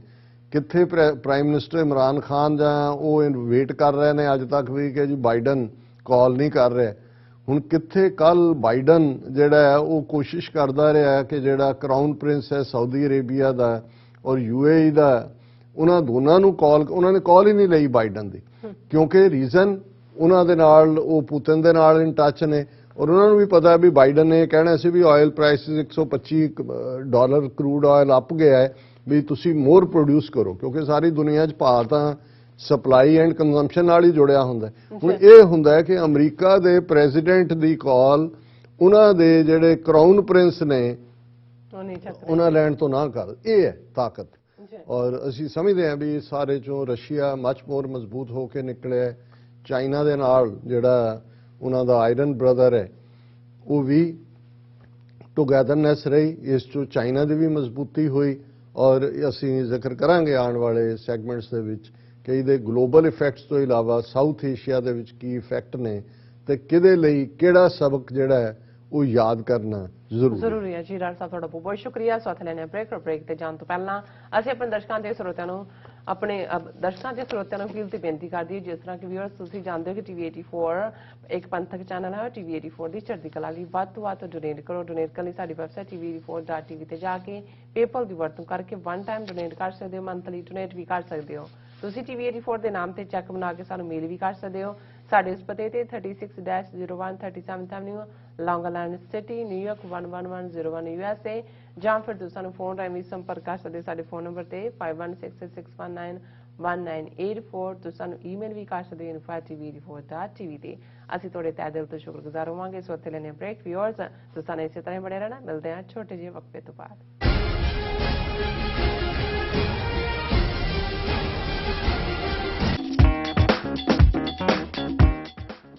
Jackson Hewitt tax company America ਦੀ ਸਭ ਤੋਂ ਭਰੋਸੇਯੋਗ ਅਤੇ ਤੇਜ਼ੀ ਨਾਲ ਅੱਗੇ ਵਧਣ ਵਾਲੀ ਕੰਪਨੀ, ਤੁਹਾਡੇ ਬਿਲਕੁਲ ਨਜ਼ਦੀਕ। ਹਰ ਤਰ੍ਹਾਂ ਦੇ ਟੈਕਸ ਫਾਈਲ ਕਰਨ ਲਈ ਤਜਰਬੇਕਾਰ ਅਤੇ ਮਾਹਿਰ ਕਰਮਚਾਰੀ ਜੋ ਤੁਹਾਡੀ ਮਦਦ ਕਰਦੇ ਨੇ ਹਰ ਤਰ੍ਹਾਂ ਦੇ ਸੌਖੀ ਤੋਂ ਸੌਖੀ ਅਤੇ ਮੁਸ਼ਕਿਲ ਟੈਕਸ ਫਾਈਲ ਕਰਨ ਦੇ ਵਿੱਚ। ਬੜੇ ਵਧੀਆ ਢੰਗ ਨਾਲ ਡੀਲ ਕਰਦੇ ਨੇ ਤੇ ਹਰ ਕਸਟਮਰ ਜਿਹੜਾ ਹੈ ਉਹ ਇਹਨਾਂ ਤੋਂ ਖੁਸ਼ ਜਾਂਦਾ ਹੈ। 100% ਸਹੀ ਅਤੇ ਵੱਧ ਤੋਂ ਵੱਧ ਰੀਫੰਡ ਦੀ ਗਾਰੰਟੀ। ਅਸੀਂ ਤੁਹਾਨੂੰ ਤੁਹਾਡੇ ਕੰਮ ਦੇ ਹਿਸਾਬ ਨਾਲ ਟੈਕਸ ਭਰਨ ਵਿੱਚ ਮਦਦ ਕਰਦੇ ਹਾਂ। ਕੋਈ ਅਪਾਇੰਟਮੈਂਟ ਦੀ ਲੋੜ ਨਹੀਂ। ਫ੍ਰੈਂਡਲੀ ਸਰਵਿਸ ਅਤੇ $50 ਗਿਫਟ ਕਾਰਡ ਦੇ ਨਾਲ।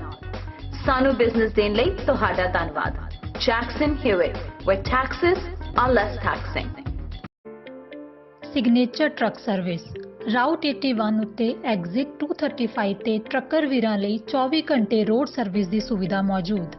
Heavy duty repair, oil change, ਪੁਰਾਣੇ ਅਤੇ ਨਵੇਂ tyres, computer diagnostic, DPF cleaning, brake service ਜਾਂ ਰਸਤੇ ਵਿੱਚ ਆਈ ਹਰ ਤਰ੍ਹਾਂ ਦੀ ਰਿਪੇਅਰ ਪ੍ਰੋਫੈਸ਼ਨਲ ਟੀਮ ਵੱਲੋਂ ਕੀਤੀ ਜਾਂਦੀ ਹੈ। ਬ੍ਰੇਕਫਾਸਟ, ਲੰਚ ਅਤੇ ਡਿਨਰ ਲਈ ਪੰਜਾਬੀ ਢਾਬੇ ਦਾ ਆਨੰਦ ਵੀ ਮਾਣੋ। ਡਰਾਈਵਰ ਅਤੇ ਟਰੱਕ ਆਪਰੇਟਰ ਵੀਰ ਡਿਸਪੈਚ ਦੀ ਸਰਵਿਸ ਲਈ ਸਾਡੇ ਨਾਲ ਸੰਪਰਕ ਕਰਨ। Signature truck service 58 triangle drive, Weyers Cave, Virginia 24486।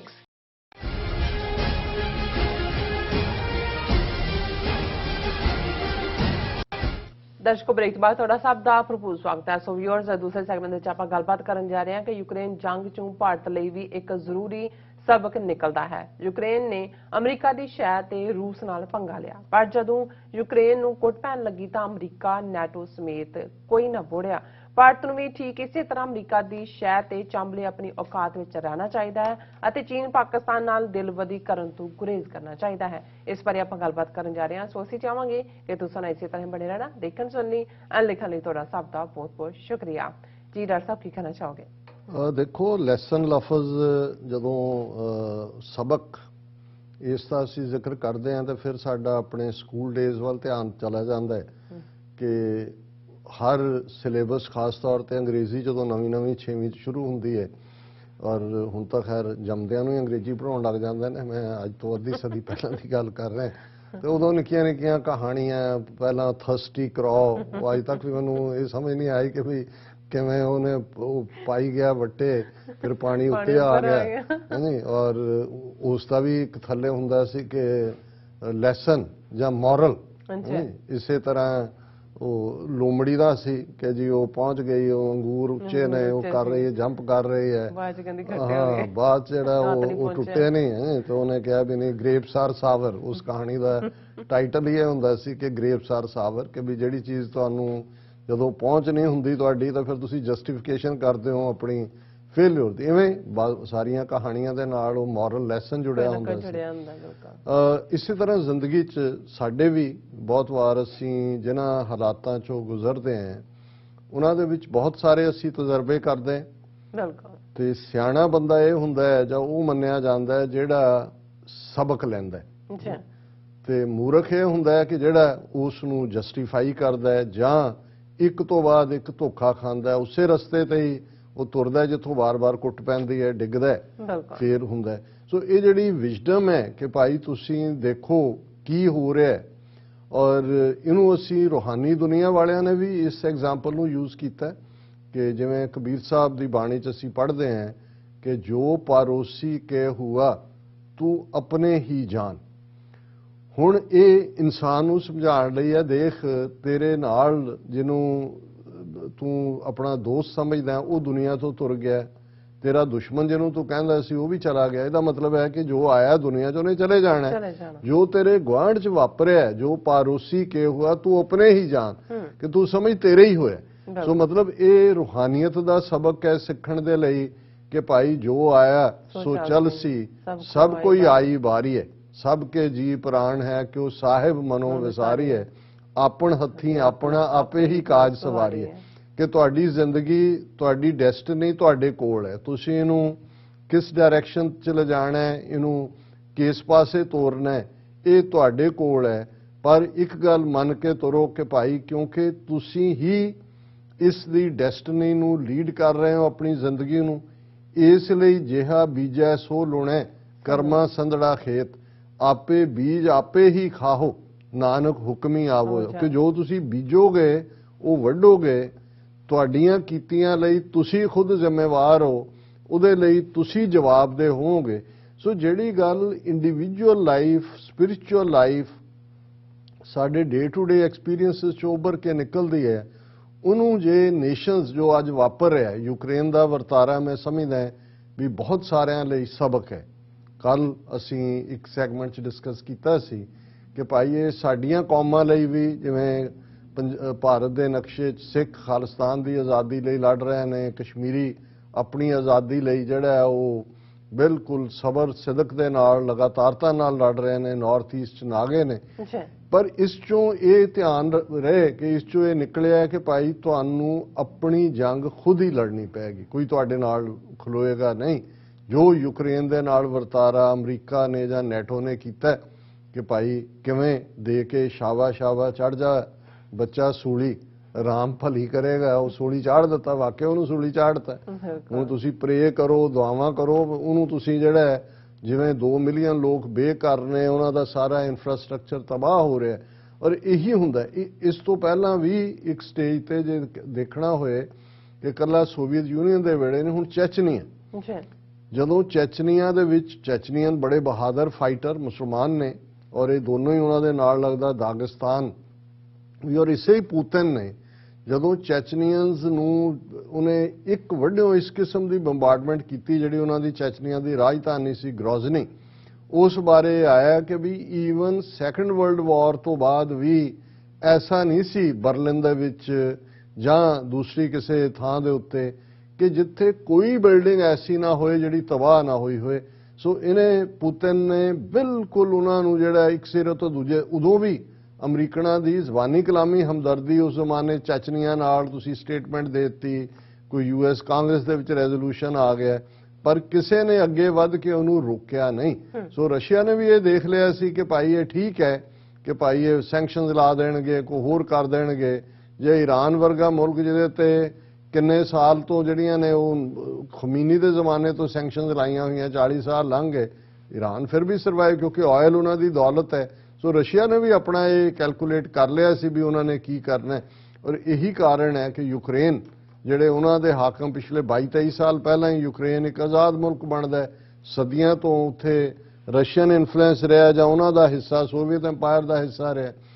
ਸੋ ਜੇ ਤਾਂ ਉਹਨਾਂ ਨੂੰ ਇਸ ਗੱਲ ਦੀ ਸਮਝ ਆ ਜਾਂਦੀ ਕਿ ਭਾਈ ਨਹੀਂ ਅਸੀਂ ਆਪਣੀ ਸੀਮਾ ਦੇ ਵਿੱਚ ਰਹੀਏ, ਲਿਮਿਟ ਦੇ ਵਿੱਚ ਰਹੀਏ, ਅਲਟੀਮੇਟਲੀ ਜੇ ਰਸ਼ੀਆ ਇਹ ਮੰਗਦਾ ਕਿ ਆਪਣਾ ਨਿਊਟਰਲ ਰੋਲ ਪਲੇ ਕਰੋ, ਤੁਸੀਂ ਕਿਉਂ ਉਹਨਾਂ ਦੀ ਕੱਛ 'ਚ ਵੜ ਰਹੇ ਹੋ ਜਿਹੜਾ ਉਹ ਨੈਟੋ ਜਾਂ ਦੂਜੇ 'ਚ ਜਾਣ ਦੇ ਲਈ, ਜਿਸ ਨੂੰ ਸਾਡੇ ਮਿੱਤਰ ਸ਼ੇਖ ਸਾਹਿਬ ਇੱਕ ਬੜਾ ਚੰਗਾ ਫਰੇਜ਼ ਅੰਗਰੇਜ਼ੀ ਦਾ ਇਸਤੇਮਾਲ ਕਰਦੇ ਹੁੰਦੇ ਸੀ ਕਿ ਕੱਟ your ambition by your limitation. Ambition ਸਾਡਾ ਸਭ ਦਾ ਹੈ, ਲੇਕਿਨ ਜਦੋਂ ਤੁਸੀਂ ਐਂਬੀਸ਼ਨ ਵੱਲ ਤੁਰਦੇ ਹੋ ਆਪਣੀ ਲਿਮਿਟ, ਆਪਣੀ ਸੀਮਾ ਵੀ ਦੇਖੋ। ਔਰ ਜਿਹਨੂੰ ਸਾਡੇ ਤੋਂ ਵੀ ਪਹਿਲੀ ਜਨਰੇਸ਼ਨ ਵਾਲੇ ਜਦੋਂ ਇਹ ਫਰੇਜ਼ ਵਰਦੇ ਸੀ ਕਿ ਚਾਦਰ ਦੇਖ ਕੇ ਪੈਰ ਪਸਾਰੋ, ਹੁਣ ਮਤਲਬ ਇਹ ਹੈ ਕਿ ਵੀ ਬੰਦੇ ਦਾ ਕੱਦ 6.5 ਫੁੱਟ ਹੈ ਤੇ ਚਾਦਰ ਜਿਹੜੀ ਆ ਉਹਦੇ ਕੋਲ 4.5 ਫੁੱਟ ਦੀ ਹੈ। ਹੁਣ ਜਾਂ ਤਾਂ ਮੂੰਹ ਪੂਰਾ ਢਕਿਆ ਜਾਏਗਾ, ਪੈਰ ਨੰਗੇ ਰਹਿਣਗੇ, ਜਾਂ ਥੱਲੜਾ। ਹੁਣ ਤੁਸੀਂ ਜਿਹੜਾ ਉਹ ਪੈਰ ਔਰ ਉਨੀਆਂ ਲੱਤਾਂ ਤੁਹਾਨੂੰ ਇਕੱਠੀਆਂ ਕਰ ਲੈਣੀਆਂ ਚਾਹੀਦੀਆਂ ਜੇ ਤੁਹਾਨੂੰ ਲੱਗਦਾ ਵੀ ਉਸੇ ਚਾਦਰ 'ਚ ਰਹਿਣਾ। ਪਰ ਜੇ ਤੁਸੀਂ ਪੈਰ ਪਸਾਰਦੇ ਚਲ ਚਾਦਰ ਹੈ ਨਹੀਂ ਹੈ। ਇਹ ਹੈ ਜਿਹੜੀ ਵਿਜ਼ਡਮ ਹੈ ਕਿ ਵੀ ਤੁਸੀਂ ਦੇਖੋ ਵੀ ਤੁਹਾਡੀਆਂ ਲਿਮਿਟੇਸ਼ਨਸ ਕੀ ਨੇ, ਔਰ ਉਸ ਤੋਂ ਬਾਅਦ ਦੇਖੋ ਵੀ ਤੁਹਾਡਾ ਐਂਬੀਸ਼ਨ ਜੋ ਤੁਸੀਂ ਚਾਹੁੰਦੇ ਹੋ ਉਹ ਤੁਸੀਂ ਕਿਵੇਂ ਹਾਸਲ ਕਰਨਾ। ਸੋ ਇਹ ਕੱਲਾ ਯੂਕਰੇਨ ਦੇ ਨਾਲ, ਕਿਉਂਕਿ ਯੂਕਰੇਨ ਦੇ ਨਾਲ ਵੀ ਇਸ ਕਿਸਮ ਦੀ ਲਾਰੇਬਾਜ਼ੀ ਔਰ ਇਸ ਕਿਸਮ ਦੀ ਸ਼ੈ ਜਾਂ ਇਸ ਕਿਸਮ ਦਾ ਹੀ ਸੀ ਜੋ ਜਦੋਂ ਹੁਣ ਭਾਰਤ ਨੂੰ ਕੁਆਡ ਦੇ ਵਿੱਚ ਵਾੜਿਆ।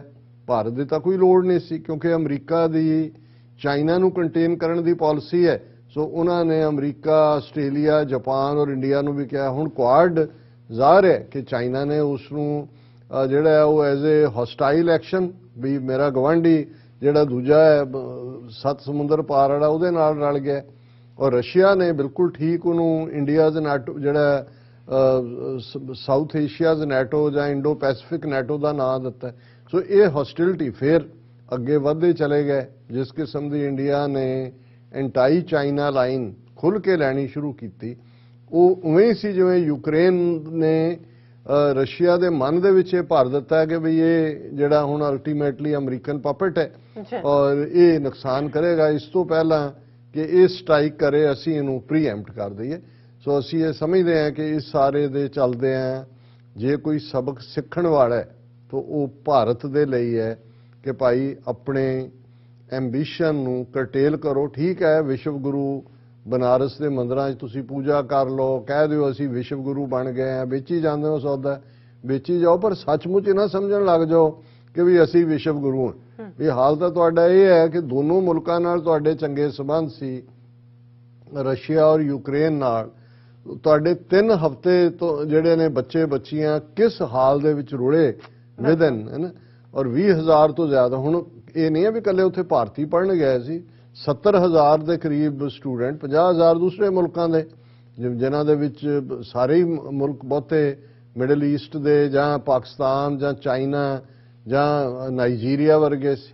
ਉਹਨਾਂ ਨੇ ਰੌਲਾ ਨਹੀਂ ਪਾਇਆ ਕਿ ਜੀ ਦੇਖੋ ਉਹਨਾਂ ਦੇ ਵੀ ਜਹਾਜ਼ਾਂ ਨੇ ਉਹਨਾਂ ਨੂੰ ਕੱਢਿਆ, ਪਰ ਕਿਸੇ ਨੇ ਨਹੀਂ ਕਿਹਾ ਕਿ ਜੀ मोदी कह रहा है कि जी ये भारत का प्रभाव देखो कि कैसे अपना, वो किहड़ा प्रभाव, तुसी उत्थे जिहड़े बच्चे ने बेचारे बच्चे बच्चियां वो अपने घरों पैसे मंगवा के 30-30 मील पैदल तुर के वो कंढियां दे उत्ते आए ने।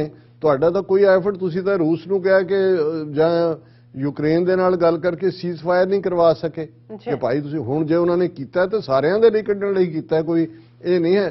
सो ये बजाए ये समझण दे कि भाई इत्थे भी साडी फेलियर है टोटल, और अगे जिन्हां दे नाल असीं आड़ी ला रहे हैं, जिन्हां दे नाल तां आड़ी लाई हुई सी सोवियत यूनियन या रशिया दे नाल, इवन जी बात हुई मोदी जी की, पुतिन से बात हुई, मोदी की यूक्रेन से, क्या बात हुई भाई, कड्ढिया की है उस गलबात चो तुसीं।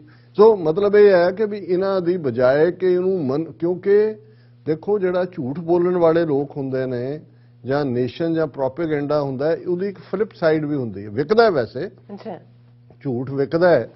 ਹੁਣ ਜੇ ਤੁਸੀਂ ਕਹੋ 40 ਲੱਖ ਲੋਕ ਮਰ ਗਿਆ ਕੋविड ਦੇ ਨਾਲ, ਤੁਸੀਂ ਕਹੋ ਜੀ योगी जी शाबाश, जैसा आपने यूपी में हैंडल किया मुझे तो मुबारक दी, ट्रंप ने भी मुबारक दी कि जी देखो हमसे नहीं हुआ आपके योगी जी ने कर दिया, कही जाओ उत्थे लोगों ਨੂੰ ਸੁਣਾਉਣ ਲਈ ਹੈ।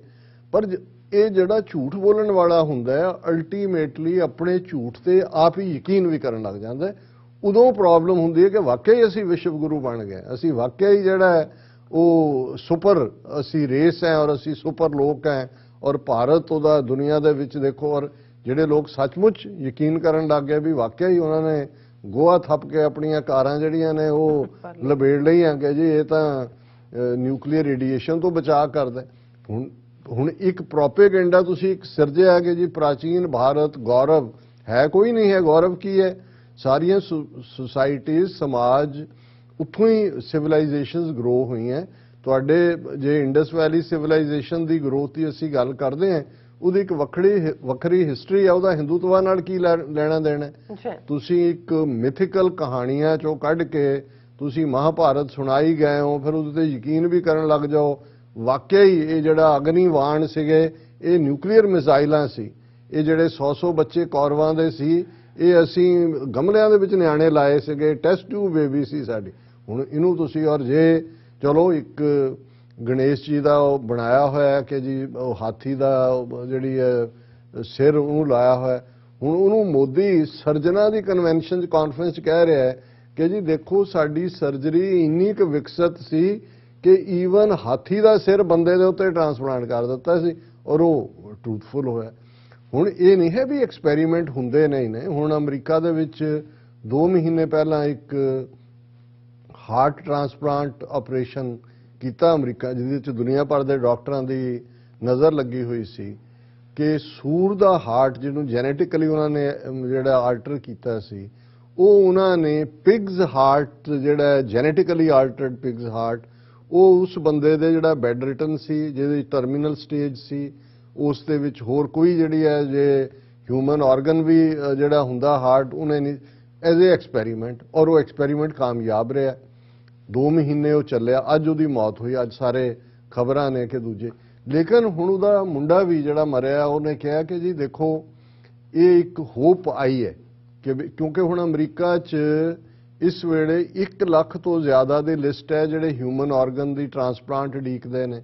ਰੋਜ਼ਾਨਾ ਪਤਾ ਨਹੀਂ ਕਿੰਨੇ ਬੰਦੇ ਮਰਦੇ ਨੇ ਆਪਣੇ ਆਰਗਨ ਫੇਲਿਅਰ ਨਾਲ, ਕਿਉਂਕਿ ਜੇ ਹੁਣ ਇਸ ਦੇ ਵਿੱਚ ਜੈਨੇਟਿਕਲੀ ਆਲਟਰਡ ਮੈਟੀਰੀਅਲ ਜੋ ਵੀ ਹੈ ਟ੍ਰਾਂਸਪਲਾਂਟ ਲਈ ਉਹਨੂੰ ਬਾਡੀ ਐਕਸੈਪਟ ਕਰ ਲਏ, ਜਿਹੜੀ 2 ਮਹੀਨੇ ਕੀਤੀ, ਤੇ ਇਹ ਇੱਕ ਹੋਪ ਹੈ ਕਿ ਤੁਸੀਂ ਕਿੰਨੀਆਂ ਲਾਈਵ ਸੇਵ ਕਰ ਸਕਦੇ ਹੋ।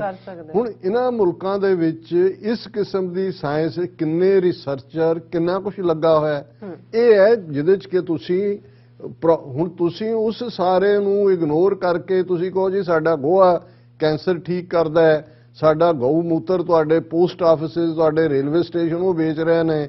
ਉਹ ਇੱਕੋ ਭੈਂਗਾ ਜਿਹਾ ਬਿਠਾਇਆ ਹੋਇਆ ਲੰਗੜਾ ਰਾਮਦੇਵ, ਉਹ ਉਹੀ ਝੂਠ ਵੇਚੀ ਜਾਂਦਾ ਹੈ ਜੀ। ਆਹ ਵੀ ਠੀਕ, ਆਪ ਜਾ ਕੇ ਸਾਰੇ ਡਾਕਟਰਾਂ ਤੋਂ ਇਲਾਜ ਕਰਵਾਉਂਦੇ ਨੇ। ਉੱਥੇ ਇੰਗਲੈਂਡ 'ਚ ਪੁੱਠਾ ਹੋਇਆ ਸੀ ਜਾ ਕੇ ਦੂਜੇ। ਸੋ ਮਤਲਬ ਇਹ ਹੈ ਕਿ ਇਹੀ ਝੂਠ ਦੇ ਥੱਲੇ ਜਦੋਂ ਤੁਸੀਂ ਇੱਕ ਇਸ ਕਿਸਮ ਦਾ ਸਿਸਟਮ ਬਿਲਡ ਕਰ ਲੈਂਦੇ ਹੋ, ਫਿਰ ਉਹ ਲੋਕ ਵੀ ਧੋਖੇ। ਲੋਕ ਤਾਂ ਵਿਚਾਰੇ ਉਹਨਾਂ ਨੂੰ ਜੋ ਪ੍ਰਚਾਰਿਆ ਜਾਂਦਾ ਹੈ 24/7 ਜੋ ਪਰੋਸਿਆ ਜਾ ਰਿਹਾ ਉਹ ਯਕੀਨ ਕਰਦੇ ਨੇ। ਉਹਨਾਂ ਦੇ ਲਈ ਮੋਦੀ ਹੈ ਤਾਂ ਮੁਮਕਿਨ ਹੈ। ਪਰ ਆਪ ਤੁਸੀਂ ਇਹਨਾਂ ਦੀਆਂ ਹਰਕਤਾਂ ਦੇਖੋ ਜਾਂ ਇਹਨਾਂ ਦੀ ਫੇਲਿਅਰ ਦੇਖੋ। ਨਾ ਤੁਹਾਡੇ ਤੋਂ ਕੋਵਿਡ ਹੈਂਡਲ ਹੋਇਆ, ਨਾ ਤੁਹਾਡੇ ਤੋਂ ਆਕਸੀਜਨ ਸਪਲਾਈ ਲੋਕਾਂ ਨੂੰ ਦਿੱਤੀ ਜਾ ਸਕੀ। ਤੁਸੀਂ ਦੋਨੋਂ ਫਰੈਂਡਲੀ ਮੁਲਕ ਜਿੱਥੇ ਨੇ ਉਹਨਾਂ 'ਚੋਂ ਆਪਣੇ ਜਿਹੜਾ 20-22 ਹਜ਼ਾਰ ਸਟੂਡੈਂਟ ਜਿਹੜਾ ਹੈ ਉਹਨੂੰ ਉਸ ਮੁਲਕ 'ਚੋਂ ਨਹੀਂ ਕੱਢ ਸਕੇ। ਬਾਅਦ 'ਚ ਤਾਂ ਉਹ ਭਾਵੇਂ ਖੋਤਾ ਰੇੜੀ ਤੇ ਆ ਜਾਂਦਾ, ਕੋਈ ਜ਼ਰੂਰੀ ਤਾਂ ਨਹੀਂ ਸੀ ਤੁਸੀਂ ਜਹਾਜ਼ ਭੇਜਦੇ, ਉਹਨਾਂ ਨੇ ਫਿਰ ਵੀ ਆ ਜਾਣਾ ਸੀ।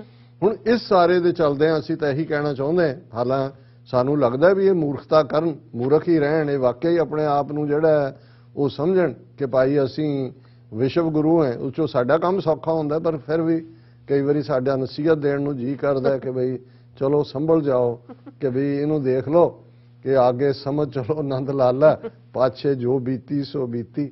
ਪਰ ਇਹ ਜਿਹੜਾ ਹੈ ਇਹ ਜਿਹਨੂੰ ਇਹ ਵੀ ਇਹਨਾਂ ਦੇ ਮੈਂ ਸਿਆਣਾ ਬੰਦਾ ਭਰਤਰੀ ਹਰੀ ਜਿਹਨੂੰ ਕਹਿੰਦੇ ਨੇ, ਉਸ ਦੀ ਇੱਕ ਕੋਟ ਦੇ ਨਾਲ ਮੈਂ ਐਂਡ ਕਰਾਂ।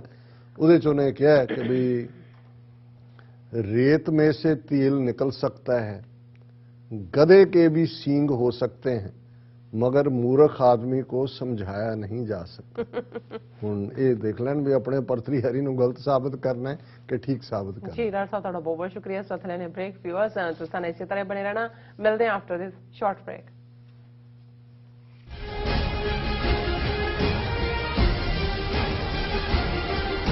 ਕੀ ਤੁਸੀਂ ਆਪਣੇ ਟੈਕਸਸ ਨੂੰ ਲੈ ਕੇ ਚਿੰਤਤ ਹੋ?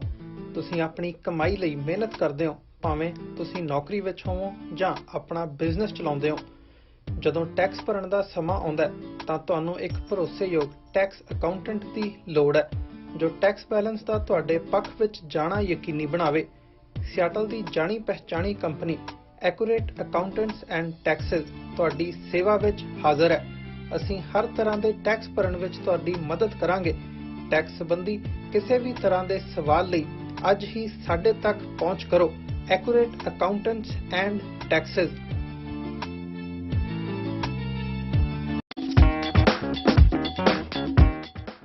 Jackson Hewitt tax company America ਦੀ ਸਭ ਤੋਂ ਭਰੋਸੇਯੋਗ ਅਤੇ ਤੇਜ਼ੀ ਨਾਲ ਅੱਗੇ ਵਧਣ ਵਾਲੀ ਕੰਪਨੀ ਤੁਹਾਡੇ ਬਿਲਕੁਲ ਨਜ਼ਦੀਕ।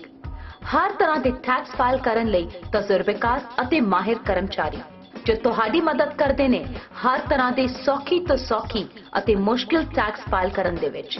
ਬੜੇ ਵਧੀਆ ਢੰਗ ਨਾਲ ਡੀਲ ਕਰਦੇ ਨੇ ਤੇ ਹਰ ਕਸਟਮਰ ਜਿਹੜਾ ਹੈ ਉਹ ਇਹਨਾਂ ਤੋਂ ਖੁਸ਼ ਜਾਂਦਾ ਹੈ। 100% ਸਹੀ ਅਤੇ ਵੱਧ ਤੋਂ ਵੱਧ ਰੀਫੰਡ ਦੀ ਗਾਰੰਟੀ।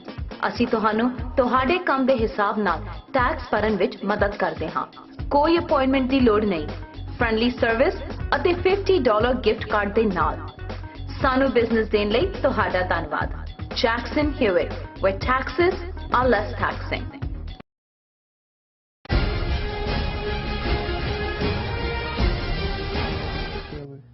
ਦਰਸ਼ਕੋ ਬ੍ਰੇਕ ਤੋਂ ਬਾਅਦ ਆਪਾਂ ਤੁਹਾਨੂੰ ਸਭ ਨੂੰ ਚੀਆਂ ਕਹਿੰਦੇ ਆ। ਸੋ ਹੁਣ ਆਪਾਂ ਭਾਰਤ ਤੇ ਚੀਨ ਦੇ ਹਵਾਲੇ ਨਾਲ ਗੱਲਬਾਤ ਕਰਨ ਜਾ ਰਹੇ ਹਾਂ ਕਿ ਯੂਕਰੇਨ ਮੁੱਦੇ ਤੇ ਚੀਨ ਵੱਲੋਂ ਖੁੱਲ੍ਹ ਕੇ ਰੂਸ ਦੀ ਹਮਾਇਤ ਕੀਤੀ ਗਈ। ਭਾਰਤ ਦੁਬਦਾ ਵਿੱਚ ਫਸਿਆ ਅਮਰੀਕਾ ਅਤੇ ਪੱਛਮੀ ਦੇਸ਼ਾਂ ਦੇ ਕ੍ਰਿਟਿਸਿਜ਼ਮ ਦਾ ਸ਼ਿਕਾਰ ਹੋਇਆ। ਸੋ 11 ਮਾਰਚ ਨੂੰ ਚੀਨ ਅਤੇ ਭਾਰਤ ਵਿਚਾਲੇ ਸਰਹੱਦੀ ਟਕਰਾਅ ਨੂੰ ਲੈ ਕੇ ਗੱਲਬਾਤ ਦਾ 15ਵਾਂ ਦੌਰ ਸ਼ੁਰੂ ਹੋਣ ਜਾ ਰਿਹਾ ਹੈ ਔਰ ਚੰਗਾ ਹੋਵੇਗਾ ਕਿ ਭਾਰਤ ਚੀਨ ਨਾਲ ਟਕਰਾਅ ਦੀ ਥਾਂ ਮਿਲਵਰਤਨ ਦਾ ਜਿਹੜਾ ਰਸਤਾ ਉਹ ਚੁਣੇ। ਸੋ ਭਾਰਤ ਨੂੰ ਸਮਝ ਲੈਣਾ ਚਾਹੀਦਾ ਹੈ ਕਿ ਬਗਾਨੇ ਲਾਰਿਆਂ ਤੇ ਪਾਸੜ ਬਣਵਾਉਣ ਵਾਲੇ ਮੂਰਖਾਂ ਵਿੱਚ ਗਿਣੇ ਜਾਂਦੇ ਹਨ। ਸੋ ਇਸ ਬਾਰੇ ਆਪਾਂ ਗੱਲਬਾਤ ਕਰਨ ਜਾ ਰਹੇ ਹਾਂ। ਸੋ ਅਸੀਂ ਚਾਹਾਂਗੇ ਕਿ ਤੁਸੀਂ ਇਸੇ ਤਰ੍ਹਾਂ ਬੜੇ ਰਹਿਣਾ। ਦੇਖਣ ਸੁਣ ਲਿਆ ਲਿਖਣ ਲਈ ਤੁਹਾਡਾ ਸਭ ਦਾ ਬਹੁਤ ਬਹੁਤ ਧੰਨਵਾਦ। ਜੀ ਡਾਕਟਰ ਸਾਹਿਬ ਕੀ ਕਹਿਣਾ ਚਾਹੋਗੇ? ਦੇਖੋ ਇਹ ਕਰੰਟ ਜੋ ਯੂਕਰੇਨ ਦੇ ਵਿੱਚ ਪਿਛਲੇ 2 ਹਫ਼ਤੇ ਤੋਂ ਚੱਲ ਰਿਹਾ ਹੈ ਉਹਨੇ ਦੁਨੀਆ ਦੇ ਵਿੱਚ ਨਵੇਂ ਪੈਰਾਮੀਟਰ ਸੈੱਟ ਕੀਤੇ ਨੇ ਆਉਣ ਵਾਲੇ ਪੀਰੀਅਡ 'ਚ ਜਿਹੜੇ ਅੱਡ-ਅੱਡ ਬਲੌਕਸ ਨੇ। ਇੱਕ ਤਾਂ ਇਸ ਨੇ ਇਹ ਭਰਮ ਵੀ ਤੋੜ ਦਿੱਤਾ ਹੈ, ਜਿਵੇਂ ਇਹ ਕਿਹਾ ਜਾਣ ਲੱਗ ਗਿਆ ਸੀ ਕਿ ਜੀ ਦੁਨੀਆ ਮਲਟੀਪੋਲਰ ਹੋ ਰਹੀ ਹੈ, ਕਿ ਜੀ ਅੱਡ-ਅੱਡ ਡਿਫਰੈਂਟ ਜਿਹੜੇ ਪਾਵਰਸ ਉੱਭਰ ਰਹੀਆਂ ਨੇ। ਲੇਕਿਨ ਜਦੋਂ ਅਮਰੀਕਾ ਨੇ ਚਾਈਨਾ ਨੂੰ ਘੇਰਨ ਦੀ ਨੀਤੀ ਅਪਣਾਈ, ਬੇਸ਼ੱਕ ਉਹ ਸ਼ੁਰੂ ਤਾਂ ओबामा पीरियड तो ही हो गई सी, लेकिन ट्रंप एडमिनिस्ट्रेशन ने बड़ा क्लीयरली बिल्कुल हॉस्टाइल लाइन रखी और बाइडन ने आंदे अपने पहले साल दे विच ही उਸੇ ਲਾਈਨ ਨੂੰ ਅਡਾਪਟ ਕੀਤਾ ਤੇ ਉਦੋਂ ਇਹ ਲੱਗਣ ਲੱਗ ਗਿਆ ਸੀ ਕਿ ਜੀ ਟੂ ਪੋਲਰ ਜਾਂ ਫਿਰ ਉਹ ਜਿਹੜਾ super power part America already ਜਿਹੜਾ 45 ਟ੍ਰਿਲੀਅਨ ਡਾਲਰ ਦੀ ਇਕਨੋਮੀ ਦੇ ਨਾਲ ਐਸਟੈਬਲਿਸ਼ਡ ਹੈ, ਚਾਈਨਾ 15 ਟ੍ਰਿਲੀਅਨ ਡਾਲਰ ਦੀ ਇਕਨੋਮੀ ਨਾਲ ਨੈਕਸਟ ਮੂਵਿੰਗ ਜਿਹੜੀ ਹੈ ਸੁਪਰ ਫਾਈਨੈਂਸ਼ੀਅਲ ਔਰ ਮਿਲਟਰੀ ਪਾਵਰ ਹੈ। ਔਰ ਇਸ ਸਾਰੇ ਚੋਂ ਕਿਉਂਕਿ ਰਸ਼ੀਆ ਨੂੰ ਆਲਮੋਸਟ ਜਿਸ ਕਿਸਮ ਦਾ ਯੂਕਰੇਨ ਦੇ ਨਾਲ ਔਰ ਨੈਟੋ ਬਾਰੇ ਨੀਤੀ ਬਾਈਡਨ ਨੇ ਵੀ ਐਗਰੈਸਿਵਲੀ ਲਿਆਂਦੀ, ਉਹ ਇਹ ਸਮਝਦੇ ਹੀ ਸੀ ਕਿ ਵੀ ਰਸ਼ੀਆ ਜਿਹੜਾ ਹੁਣ ਉਨਾ ਵੱਡਾ ਚੈਲੰਜ ਨਹੀਂ ਹੈ, ਇਸ ਲਈ ਉਹਨਾਂ ਨੇ ਸਾਰਾ ਫੋਕਸ ਚਾਈਨਾ ਦੇ ਉੱਤੇ ਕੀਤਾ ਸੀ। ਹੁਣ ਇਸ ਸਾਰੇ ਚੋਂ ਇੱਕ ਨਵੀਂ ਲਾਈਨ ਜਿਹੜੀ ਉੱਭਰੀ ਹੈ ਕਿ ਰਸ਼ੀਆ ਨੇ ਆਪਣੇ ਆਪ ਨੂੰ ਐਸਰਟ ਕੀਤਾ ਹੈ ਯੂਰਪ ਦੇ ਵਿੱਚ, ਔਰ ਚਾਈਨਾ ਜਿਹੜਾ ਕਿ ਬਿਲਕੁਲ ਸੀਰੀਅਸਲੀ ਇਹ ਸਾਰੇ ਨੂੰ ਵਾਚ ਰਿਹਾ ਸੀ, ਜਿਹੜਾ ਹਾਲਾਂਕਿ ਉਹ ਬਿਲਕੁਲ ਸੋਲਿਡਲੀ ਖਲੋਤਾ ਸੀ ਰਸ਼ੀਆ ਦੇ ਨਾਲ, ਪਰ ਜਿਵੇਂ ਉਹਨੇ UN ਸਿਕਿਉਰਿਟੀ ਕਾਉਂਸਲ ਦੀ ਵੋਟਸ ਵੀ ਐਬਸਟੇਨ ਕੀਤਾ ਔਰ UN ਜਨਰਲ ਅਸੈਂਬਲੀ 'ਚ ਵੀ ਐਬਸਟੇਨ ਕੀਤਾ, ਹਿਊਮਨ ਰਾਈਟ ਕਾਉਂਸਲ ਦੀ ਮੀਟਿੰਗ 'ਚ ਵੀ ਐਬਸਟੇਨ ਕੀਤਾ। ਸੋ ਉਹਨੇ ਬਿਲਕੁਲ ਕਿਉਂਕਿ ਉਹਨੇ ਆਪਣਾ ਰੋਲ ਜਿਹੜਾ ਵਿਚੋਲੇ ਵਾਲਾ ਵੀ ਕਾਇਮ ਰੱਖਿਆ ਕਿਤੇ ਨਾ ਕਿਤੇ, ਲੇਕਿਨ ਜਿਹੜਾ ਰਸ਼ੀਆ ਨੂੰ ਉਹਨੇ ਐਜ਼ ਏ ਐਗਰੈਸਰ ਜਾਂ ਇਨਵੇਜਨ ਨਹੀਂ ਕਿਹਾ ਯੂਕਰੇਨ ਦੇ ਉੱਤੇ ਉਸ ਦੇ ਐਕਸ਼ਨ ਨੂੰ।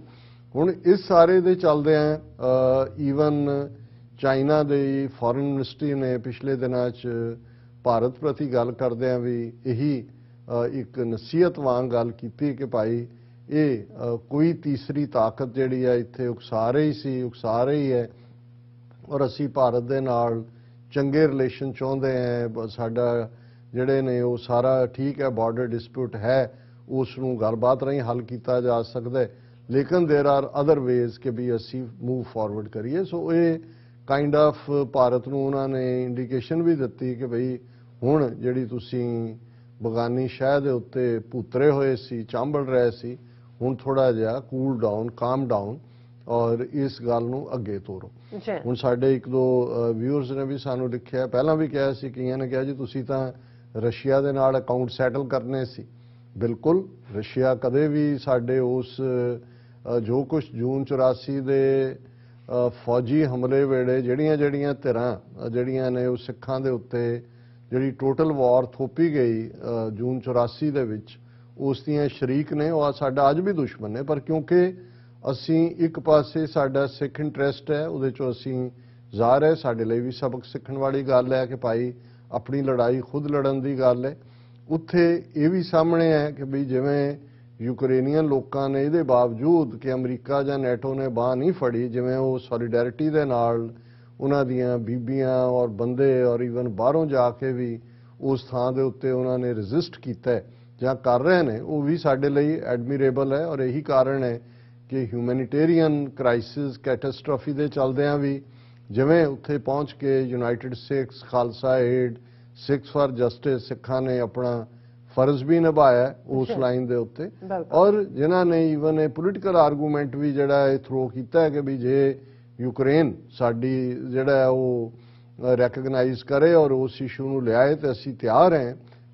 ਇਹ ਵੀ ਇੱਕ ਜਿਹੜਾ ਤੁਹਾਡਾ ਪੋਲੀਟੀਕਲ ਮੈਚਿਓਰਿਟੀ ਵੀ ਹੈ ਇਸ ਚੋਂ, ਹਾਲਾਂਕਿ ਕੋਈ ਇਹ ਨਹੀਂ ਹੈ ਕਿ ਵੀ ਉੱਥੇ ਕੋਈ ਅਸੀਂ ਲਾਈਨ ਲਾ ਦਿੱਤੀ ਹੈ ਜਾਂ ਬੇਮਤਲਬ ਅਸੀਂ ਸਿਰਫ ਲੜਨ ਦੇ ਲਈ ਜਾਂ ਮਰਨ ਦੇ ਲਈ ਹੈ। ਸੋ ਇਹ ਵੀ ਆਇਆ ਕਿ ਭਾਈ ਇੰਟਰਨੈਸ਼ਨਲ ਲੈਵਲ ਦੇ ਉੱਤੇ ਇੱਕ ਸਿੱਖ ਫੈਕਟਰ ਵੀ ਜਿਹੜਾ ਆਪਣੀ ਹੋਂਦ ਰੱਖਦਾ ਹੈ।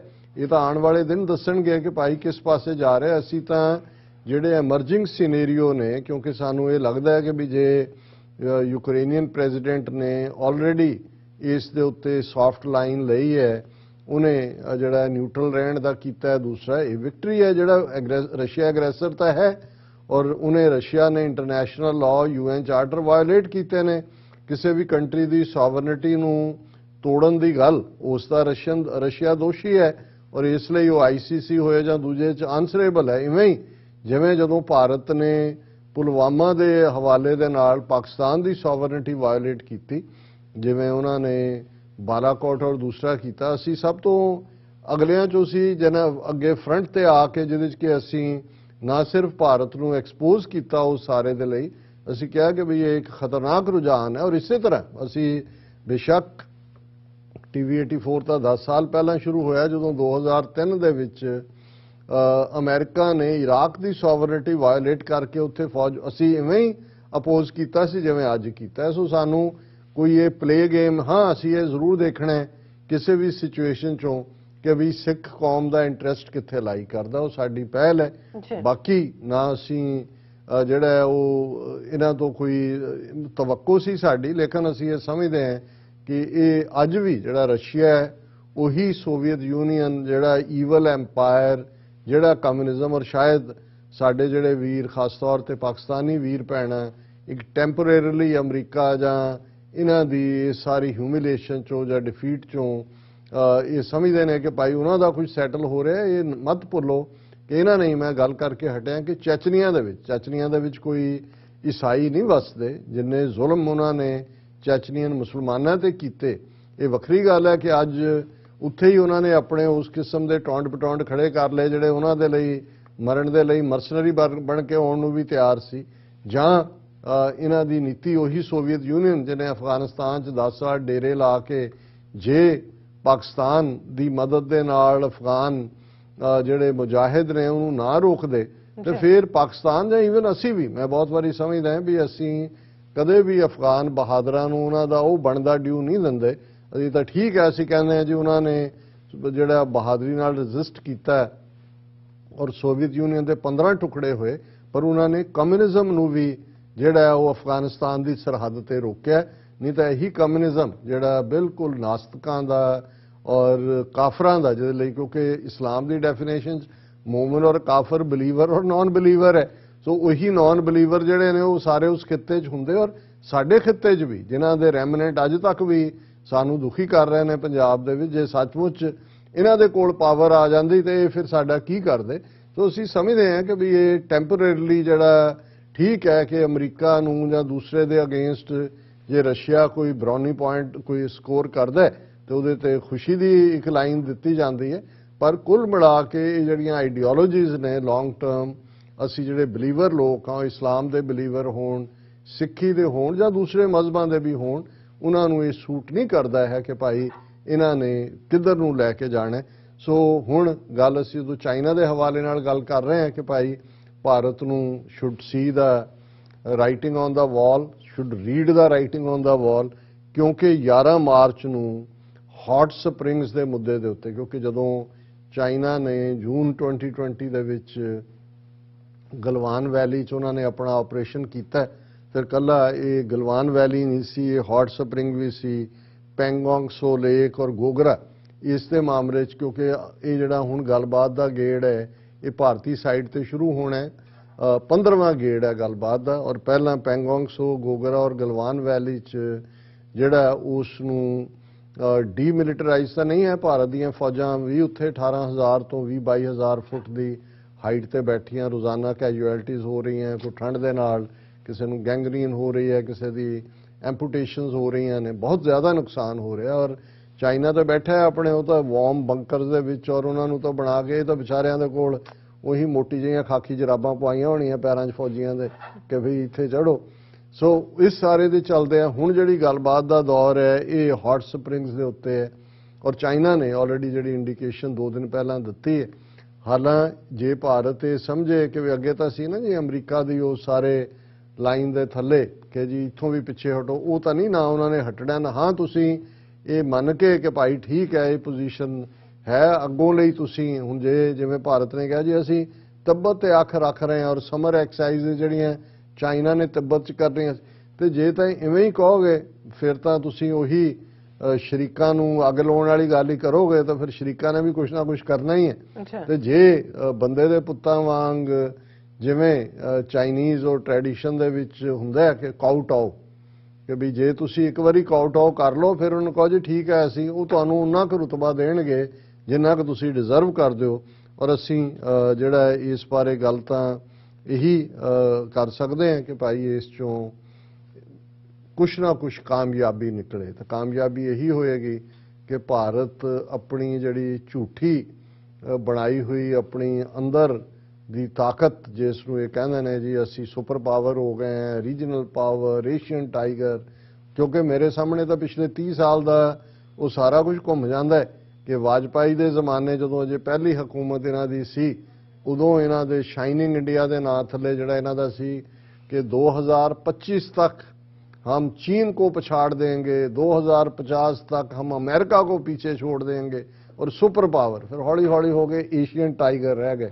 ਹੁਣ ਉਹਨਾਂ ਨੂੰ ਕਹੋ ਜੀ ਤੁਸੀਂ ਭਾਰਤ ਦੀ ਬਿੱਲੀ ਰਹੋ, ਬਿੱਲੀ ਹੈਗੇ ਹੋ, ਉਹਨੂੰ ਮੰਨ ਲਓ ਕਿ ਤੁਸੀਂ ਬਿੱਲੀ ਹੋ। ਇਹ ਕਹੀ ਜਾਓ ਕਿ ਬਿੱਲੀ ਸ਼ੇਰ ਦੀ ਮਾਸੀ ਹੈ, ਜੇ ਅਸੀਂ ਮਾਸੀ ਹਾਂ ਤਾਂ ਚਲੋ ਸ਼ੇਰ ਵੀ ਸਾਡਾ ਹੀ ਹੈ। ਸੋ ਇੰਨੇ ਕੁ ਨਾਲ ਆਪਣੇ ਆਪ ਨੂੰ ਖੁਸ਼ ਰੱਖੋ, ਫਿਰ ਤਾਂ ਚਾਈਨਾ ਜਿਹੜਾ ਹੈ ਉਹ ਤੁਹਾਨੂੰ ਬਣਦਾ ਮਾਣ ਸਤਿਕਾਰ ਵੀ ਦੇਗਾ। ਪਰ ਜੇ ਤੁਹਾਡਾ ਕੁੱਟ ਖਾਣ ਨੂੰ ਹੀ ਜੀ ਕਰਦਾ ਹੈ ਫਿਰ ਤਾਂ ਇਹ ਤੁਹਾਡੀ ਮਰਜ਼ੀ ਹੈ। ਜੀ ਡਾਕਟਰ ਸਾਹਿਬ ਤੁਹਾਡਾ ਬਹੁਤ ਬਹੁਤ ਧੰਨਵਾਦ। ਸੋਥਨੇ ਨੇ ਬ੍ਰੇਕ ਵਿਊਅਰਸ ਤੁਸੀਂ ਕਿਤੇ ਨਹੀਂ ਜਾਣਾ, ਮਿਲਦੇ ਹਾਂ ਆਫਟਰ ਦਿਸ ਸ਼ਾਰਟ ਬ੍ਰੇਕ।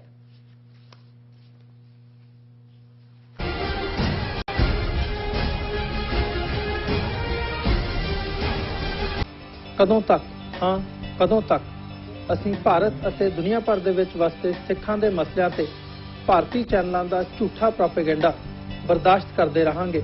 ਆਓ ਮੇਰੇ ਨਾਲ ਜੁੜੋ ਪ੍ਰੋਗਰਾਮ ਗੁਫ਼ਤਗੂ ਵਿੱਚ। ਸਿੱਖ ਨਜ਼ਰੀਏ ਤੋਂ ਰੋਜ਼ਾਨਾ ਵਾਪਰ ਰਹੀਆਂ ਘਟਨਾਵਾਂ ਦਾ ਵਿਸ਼ਲੇਸ਼ਣ ਕਰੀਏ। ਲਾਈਵ ਕਾਲਸ ਅਤੇ ਈਮੇਲਸ ਰਾਹੀਂ ਇਸ ਪ੍ਰੋਗਰਾਮ ਦਾ ਹਿੱਸਾ ਬਣੋ। ਮੰਡੇ ਟੂ ਫਰਾਈਡੇ ਰਾਤ 9:30 ਵਜੇ ਸਿਰਫ TV 84 ਤੇ।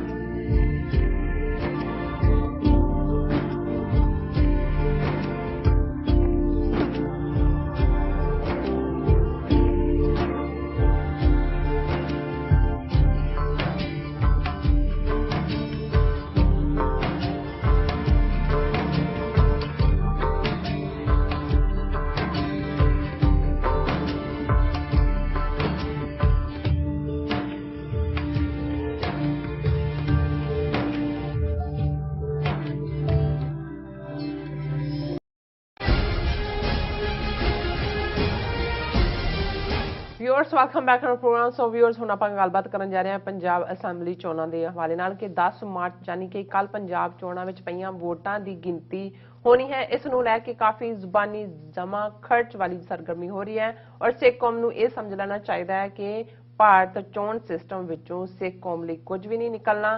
ਸਿਆਸੀ ਪਾਰਟੀਆਂ ਦਿੱਲੀ ਦੀ ਦਲਾਲੀ ਕਰ ਰਹੀਆਂ ਹਨ ਅਤੇ ਮਿਊਜ਼ੀਕਲ ਚੇਅਰ ਵਾਂਗ ਮੁੱਖ ਮੰਤਰੀ ਜਿਹੜੀ ਕੁਰਸੀ ਤੇ ਦਿੱਲੀ ਦਰਬਾਰ ਦਾ ਕੋਈ ਸੂਬੇਦਾਰ ਹੀ ਬਿਰਾਜਮਾਨ ਹੋਵੇਗਾ। ਇਸ ਬਾਰੇ ਆਪਾਂ ਗੱਲਬਾਤ ਕਰਨ ਜਾ ਰਹੇ ਹਾਂ। ਸੋ ਅਸੀਂ ਚਾਹਾਂਗੇ ਕਿ ਤੁਸੀਂ ਇਸੇ ਤਰ੍ਹਾਂ ਬਣੇ ਰਹਿਣਾ। ਦੇਖਣ ਸੁਣ ਲਈ ਐਂਡ ਲਿਖਣ ਲਈ ਤੁਹਾਡਾ ਸਭ ਦਾ ਬਹੁਤ ਬਹੁਤ ਧੰਨਵਾਦ। ਜੀ ਡਾਕਟਰ ਸਾਹਿਬ ਕੀ ਕਹਿਣਾ ਚਾਹੋਗੇ? ਦੇਖੋ, ਕੈਪਟਨ ਅਮਰਿੰਦਰ ਨੇ ਕੱਟਾ ਦਾਨ ਕੀਤਾ। ਚਰਨਜੀਤ ਚੰਨੀ ਹੁਣ ਸ਼ਾਇਦ ਨਜੂਮੀਆਂ ਦੀ ਸਲਾਹ ਤੇ ਬੱਕਰੀ ਚੋ ਰਿਹਾ, ਬੋਤਲ ਦੇ ਵਿੱਚ ਬੱਕਰੀ ਦਾ ਦੁੱਧ ਪਾ ਰਿਹਾ। ਤੇ ਬਾਦਲਾਂ ਨੇ ਸ਼ਿਵਲਿੰਗ ਨੂੰ ਇਸ਼ਨਾਨ ਕਰਾਇਆ ਹੋਏਗਾ, ਜਿਵੇਂ ਹਰਸਿਮਰਤ ਬਾਦਲ ਜਾਂ ਉਸ ਦੀਆਂ ਪਿਕਚਰ ਸਾਹਮਣੇ ਆਉਂਦੀਆਂ, ਹਵਨ ਵੀ ਕਰਾਏ ਹੋਣੇ ਨੇ। ਤੇ ਕੇਜਰੀਵਾਲ ਨੇ ਪਤਾ ਨਹੀਂ ਦਿੱਲੀ 'ਚ ਕੀ ਕੀਤਾ ਹੈ, ਉਹ ਵੀ ਇਸ ਕਿਸਮ ਦਾ ਹੀ ਹੋਏਗਾ। ਉਹਨੇ ਹਨੂਮਾਨ ਚਾਲੀਸਾ ਪੜ੍ਹਿਆ ਹੋਏਗਾ ਕਿਉਂਕਿ ਉਹ TV ਤੇ ਵੀ ਪੜ੍ਹ ਕੇ ਸੁਣਾਉਂਦਾ।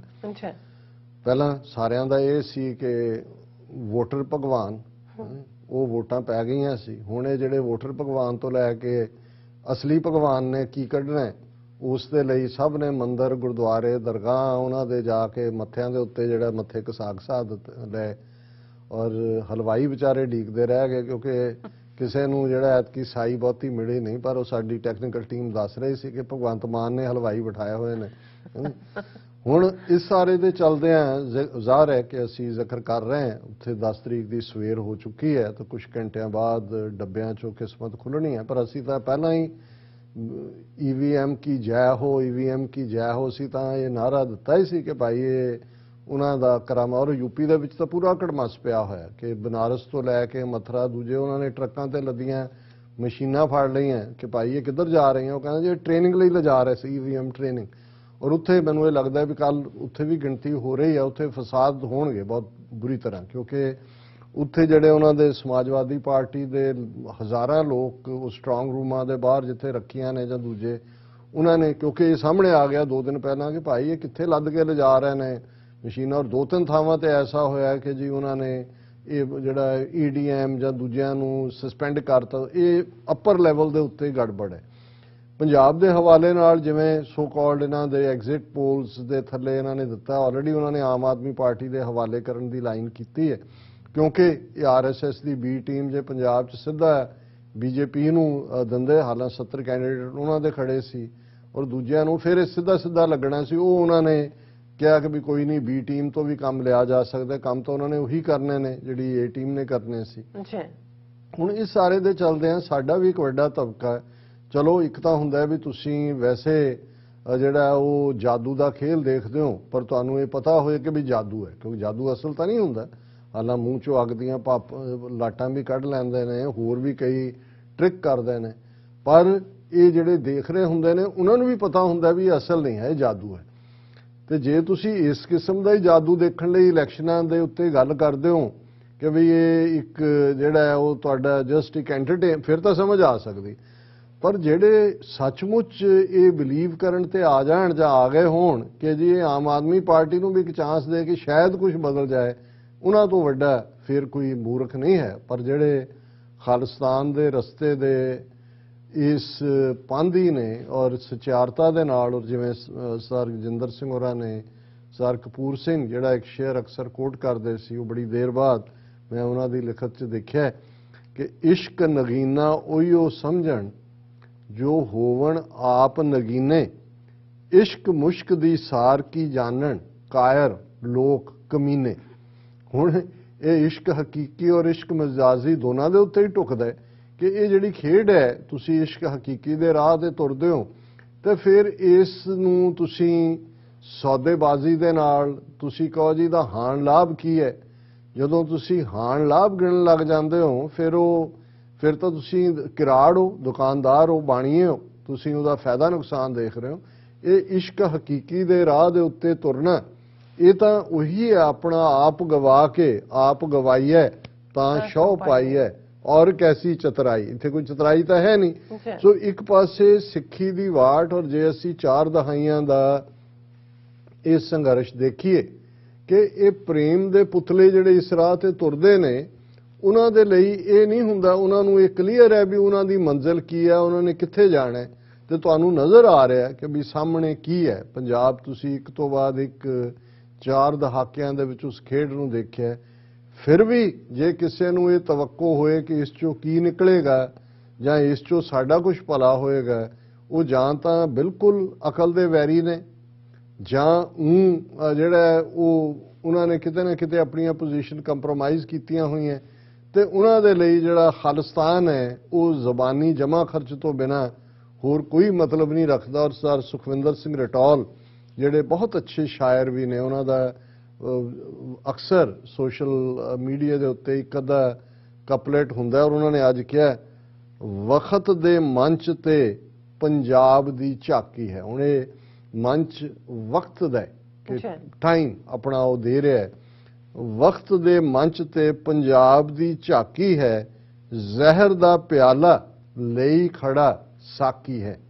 ਹੁਣ ਯੂਜੂਅਲੀ ਅਸੀਂ ਜਿਹੜੇ ਮੈਖਾਨੇ ਦਾ ਕਨਸੈਪਟ ਹੈ ਜਿਹਨੂੰ ਸਾਰੇ ਸ਼ਾਇਰਾਂ ਨੇ, ਇਵਨ ਸੂਫੀ ਸ਼ਾਇਰਾਂ ਨੇ ਵੀ ਇਸਤੇਮਾਲ ਕੀਤਾ ਹੈ ਕਿ ਭਾਈ ਇਹ ਅਲਟੀਮੇਟਲੀ ਜਿਹੜਾ ਉਹ ਕੀ ਹੈ, ਪਰ ਇੱਥੇ ਸਾਕੀ ਖੜਾ ਹੈ। ਇਹ ਜੋ ਵੀ ਤੁਸੀਂ ਇਲੈਕਸ਼ਨ ਰਿਜ਼ਲਟਸ ਨਾਲ ਵੀ ਜੋੜ ਕੇ ਇਹਨੂੰ ਦੇਖ ਸਕਦੇ ਹੋ, ਪਰ ਪਿਆਲਾ ਜ਼ਹਿਰ ਦਾ ਹੈ ਕਿ ਇਸ ਚੋਂ ਸਵਾਏ ਵੈਨਮ ਤੋਂ ਕੁਝ ਨਹੀਂ ਹੈ। ਵਕਤ ਦੇ ਮੰਚ ਤੇ ਪੰਜਾਬ ਦੀ ਝਾਕੀ ਹੈ, ਜ਼ਹਿਰ ਦਾ ਪਿਆਲਾ ਲਈ ਖੜਾ ਸਾਕੀ ਹੈ। ਇੱਥੇ ਇੱਕ ਤੋਂ ਬਾਅਦ ਇੱਕ ਇਮਤਿਹਾਨ ਹੁੰਦਾ ਦੋਸਤ, ਅਕਲ ਦਾ ਹੋ ਗਿਆ ਸਬਰ ਦਾ ਬਾਕੀ ਹੈ।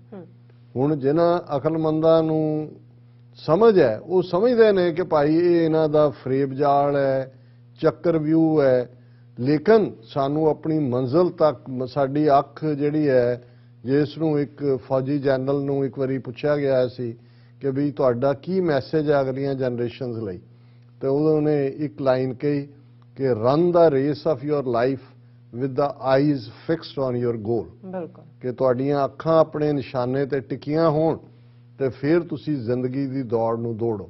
ਰਾਹ ਦੇ ਵਿੱਚ ਆਬਸਟੈਕਲਸ ਨੇ, ਕੋਈ ਹੋਰ ਹੈ, ਉਹ ਤੁਹਾਨੂੰ ਨਜ਼ਰ ਨਹੀਂ ਆਣੀ ਚਾਹੀਦੀ। Just run the race of your life with the eyes fixed on your ਗੋਲ।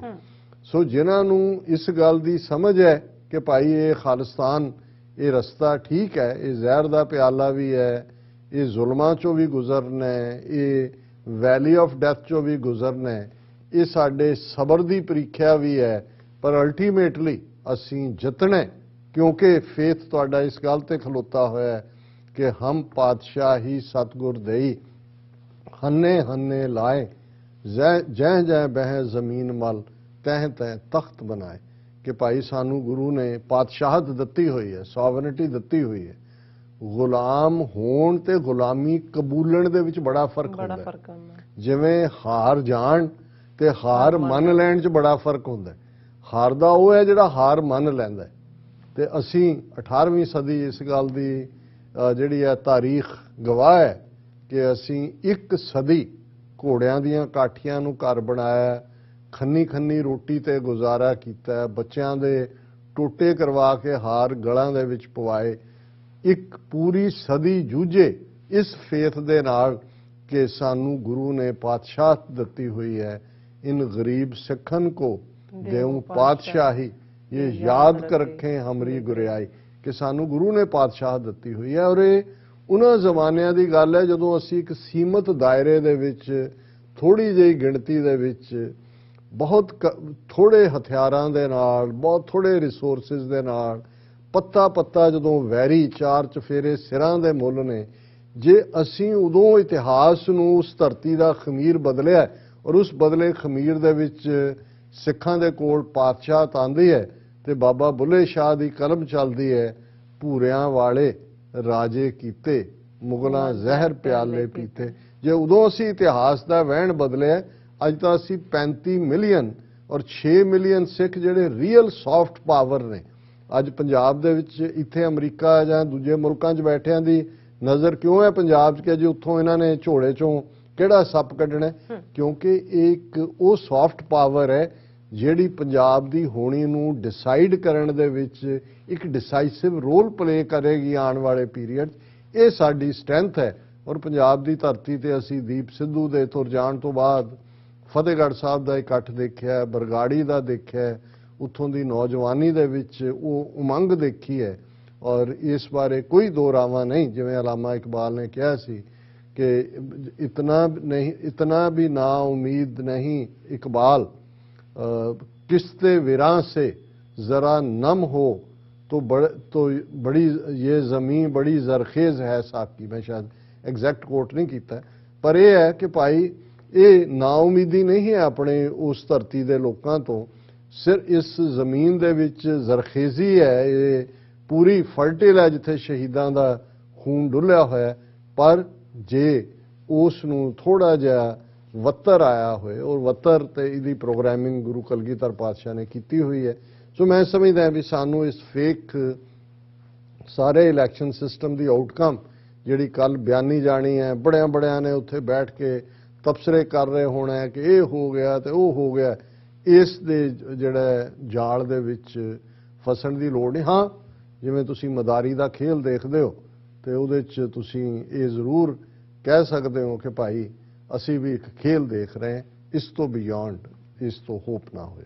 ਜੀ ਡਾਕਟਰ ਸਾਹਿਬ, ਮੈਂ ਚਾਹਾਂਗੀ ਕੰਟੀਨਿਊ ਕਰੋ ਕਿਉਂ 5 ਮਿੰਟ ਰਹਿ ਗਏ। ਹਾਂ, ਨਹੀਂ, ਅਸੀਂ ਇਹਨੂੰ ਅੱਜ ਲੰਬਾ ਕਰਾਂਗੇ ਪ੍ਰੋਗਰਾਮ ਨੂੰ, ਕਿਉਂਕਿ ਟੈਕਨੀਕਲ ਟੀਮ ਦੀ ਗਲਤੀ ਹੈ ਵੀ ਉਹਨਾਂ ਨੇ ਲੇਟ ਸ਼ੁਰੂ ਕੀਤਾ। ਜੀ ਡਾਕਟਰ ਸਾਹਿਬ, ਵਿਊਅਰਸ ਤੁਸੀਂ ਇਸੇ ਤਰ੍ਹਾਂ ਬਣੇ ਰਹਿਣਾ, ਮਿਲਦੇ ਹਾਂ ਛੋਟੇ ਜਿਹੇ ਬ੍ਰੇਕ ਤੋਂ ਬਾਅਦ।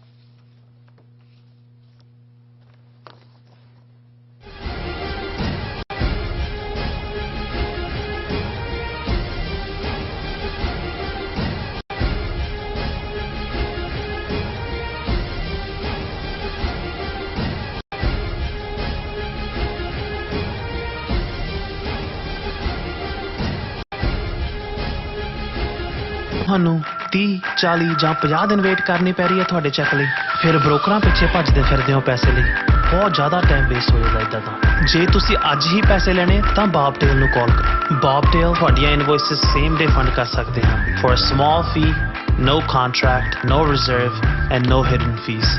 ਅੱਜ ਹੀ ਕਾਲ ਕਰੋ ਬਾਬ ਟੇਲ ਨੂੰ ਤੇ ਤੁਹਾਡਾ ਪਹਿਲਾ ਮਹੀਨਾ ਫ੍ਰੀ। 410 200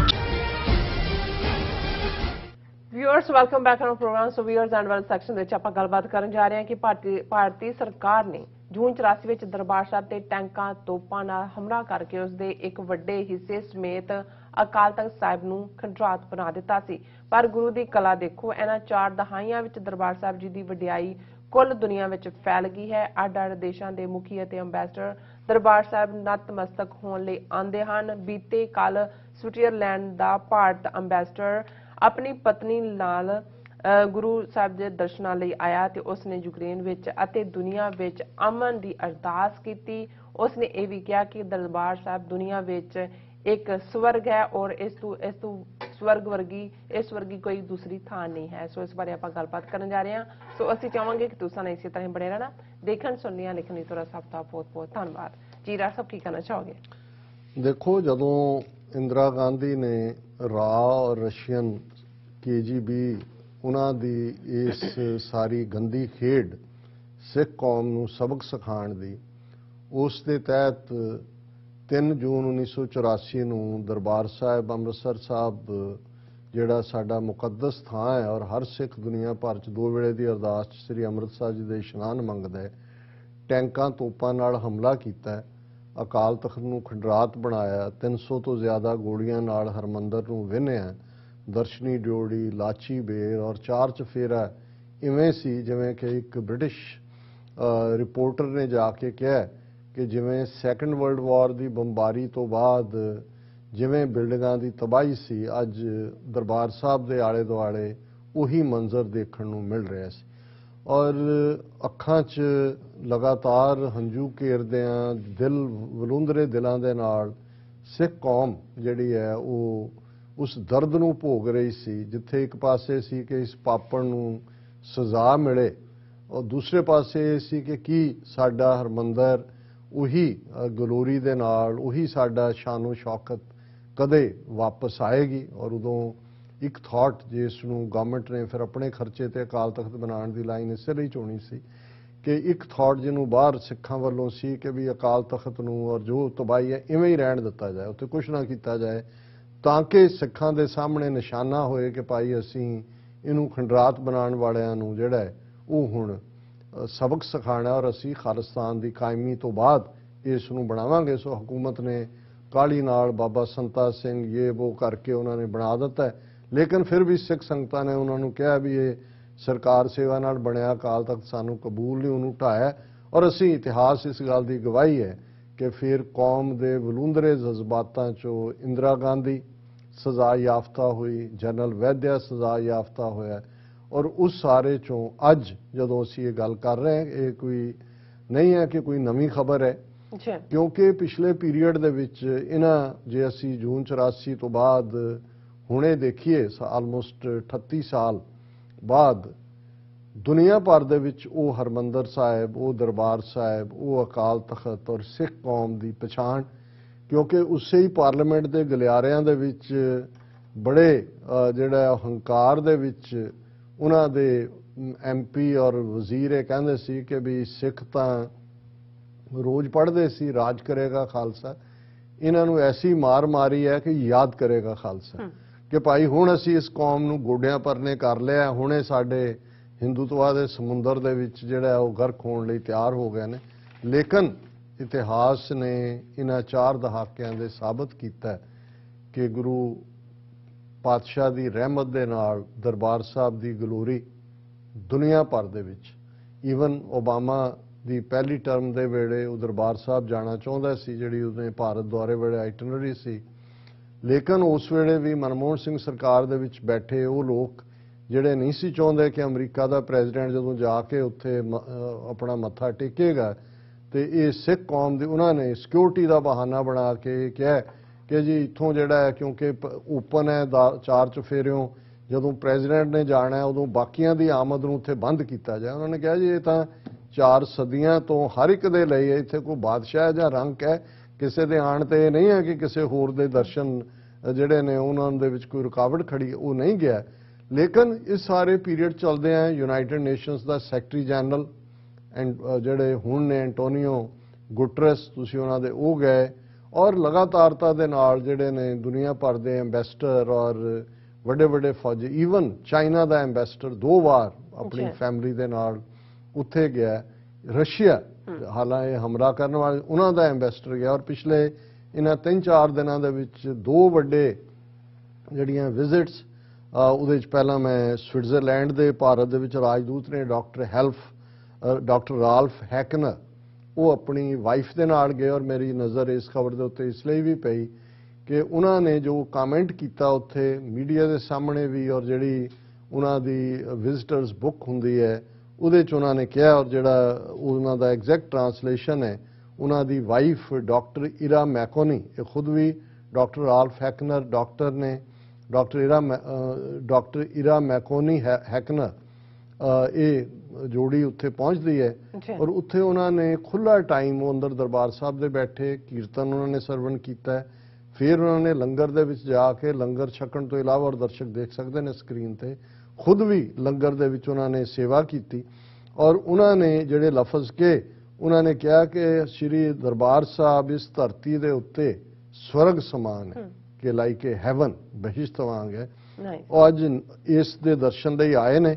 ਔਰ ਉਹਨਾਂ ਨੇ ਕਿਹਾ ਕਿ ਵੀ ਮੈਂ ਇੱਥੇ ਅਰਦਾਸ ਕੀਤੀ ਹੈ ਕਿ ਜਿਹੜੀ ਰੂਸ ਯੂਕਰੇਨ ਦਰਮਿਆਨ ਜੰਗ ਚੱਲ ਰਹੀ ਹੈ ਜਲਦੀ ਤੋਂ ਜਲਦੀ ਖਤਮ ਹੋਏ, ਔਰ ਮੈਂ ਕਾਮਨਾ ਕਰਦਾ ਕਿ ਦੁਨੀਆ ਦੇ ਵਿੱਚ ਅਮਨ ਅਮਾਨ ਹੋਏ। ਸੋ ਇਹ ਇੱਕ ਇੰਪੋਰਟੈਂਟ, ਜਦੋਂ ਤੁਸੀਂ ਇਸ ਲੈਵਲ ਦੇ ਉੱਤੇ ਦੇਖਦੇ ਹੋ।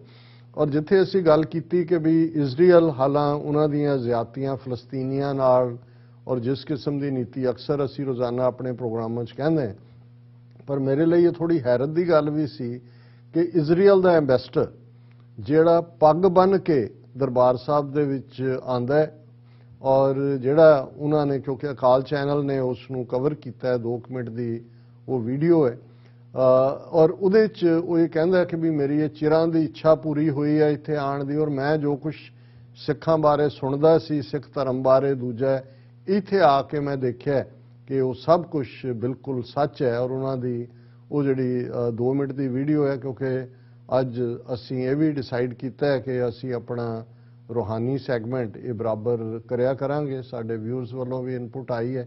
ਪਰ ਉਸ ਤੋਂ ਪਹਿਲਾਂ ਕਿ ਮੈਂ ਰੂਹਾਨੀ ਸੈਗਮੈਂਟ ਵੱਲ ਜਾਵਾਂ, ਜਿਹੜਾ ਮੈਂ ਆਪਣੀ ਟੈਕਨੀਕਲ ਟੀਮ ਨੂੰ ਕਹਾਂਗਾ ਕਿ ਵੀ ਉਹ ਉਸ ਜਿਹੜੀ ਅਕਾਲ ਚੈਨਲ ਨੂੰ ਅਸੀਂ ਡਿਊ ਕ੍ਰੈਡਿਟ ਦਿੰਦੇ ਔਰ ਇਜ਼ਰਾਈਲ ਦੇ ਐਂਬੈਸਡਰ ਦੀ ਵਿਜ਼ਿਟ ਉਸ ਨੂੰ ਚਲਾ ਦੇਣ। ਬਿਲਕੁਲ।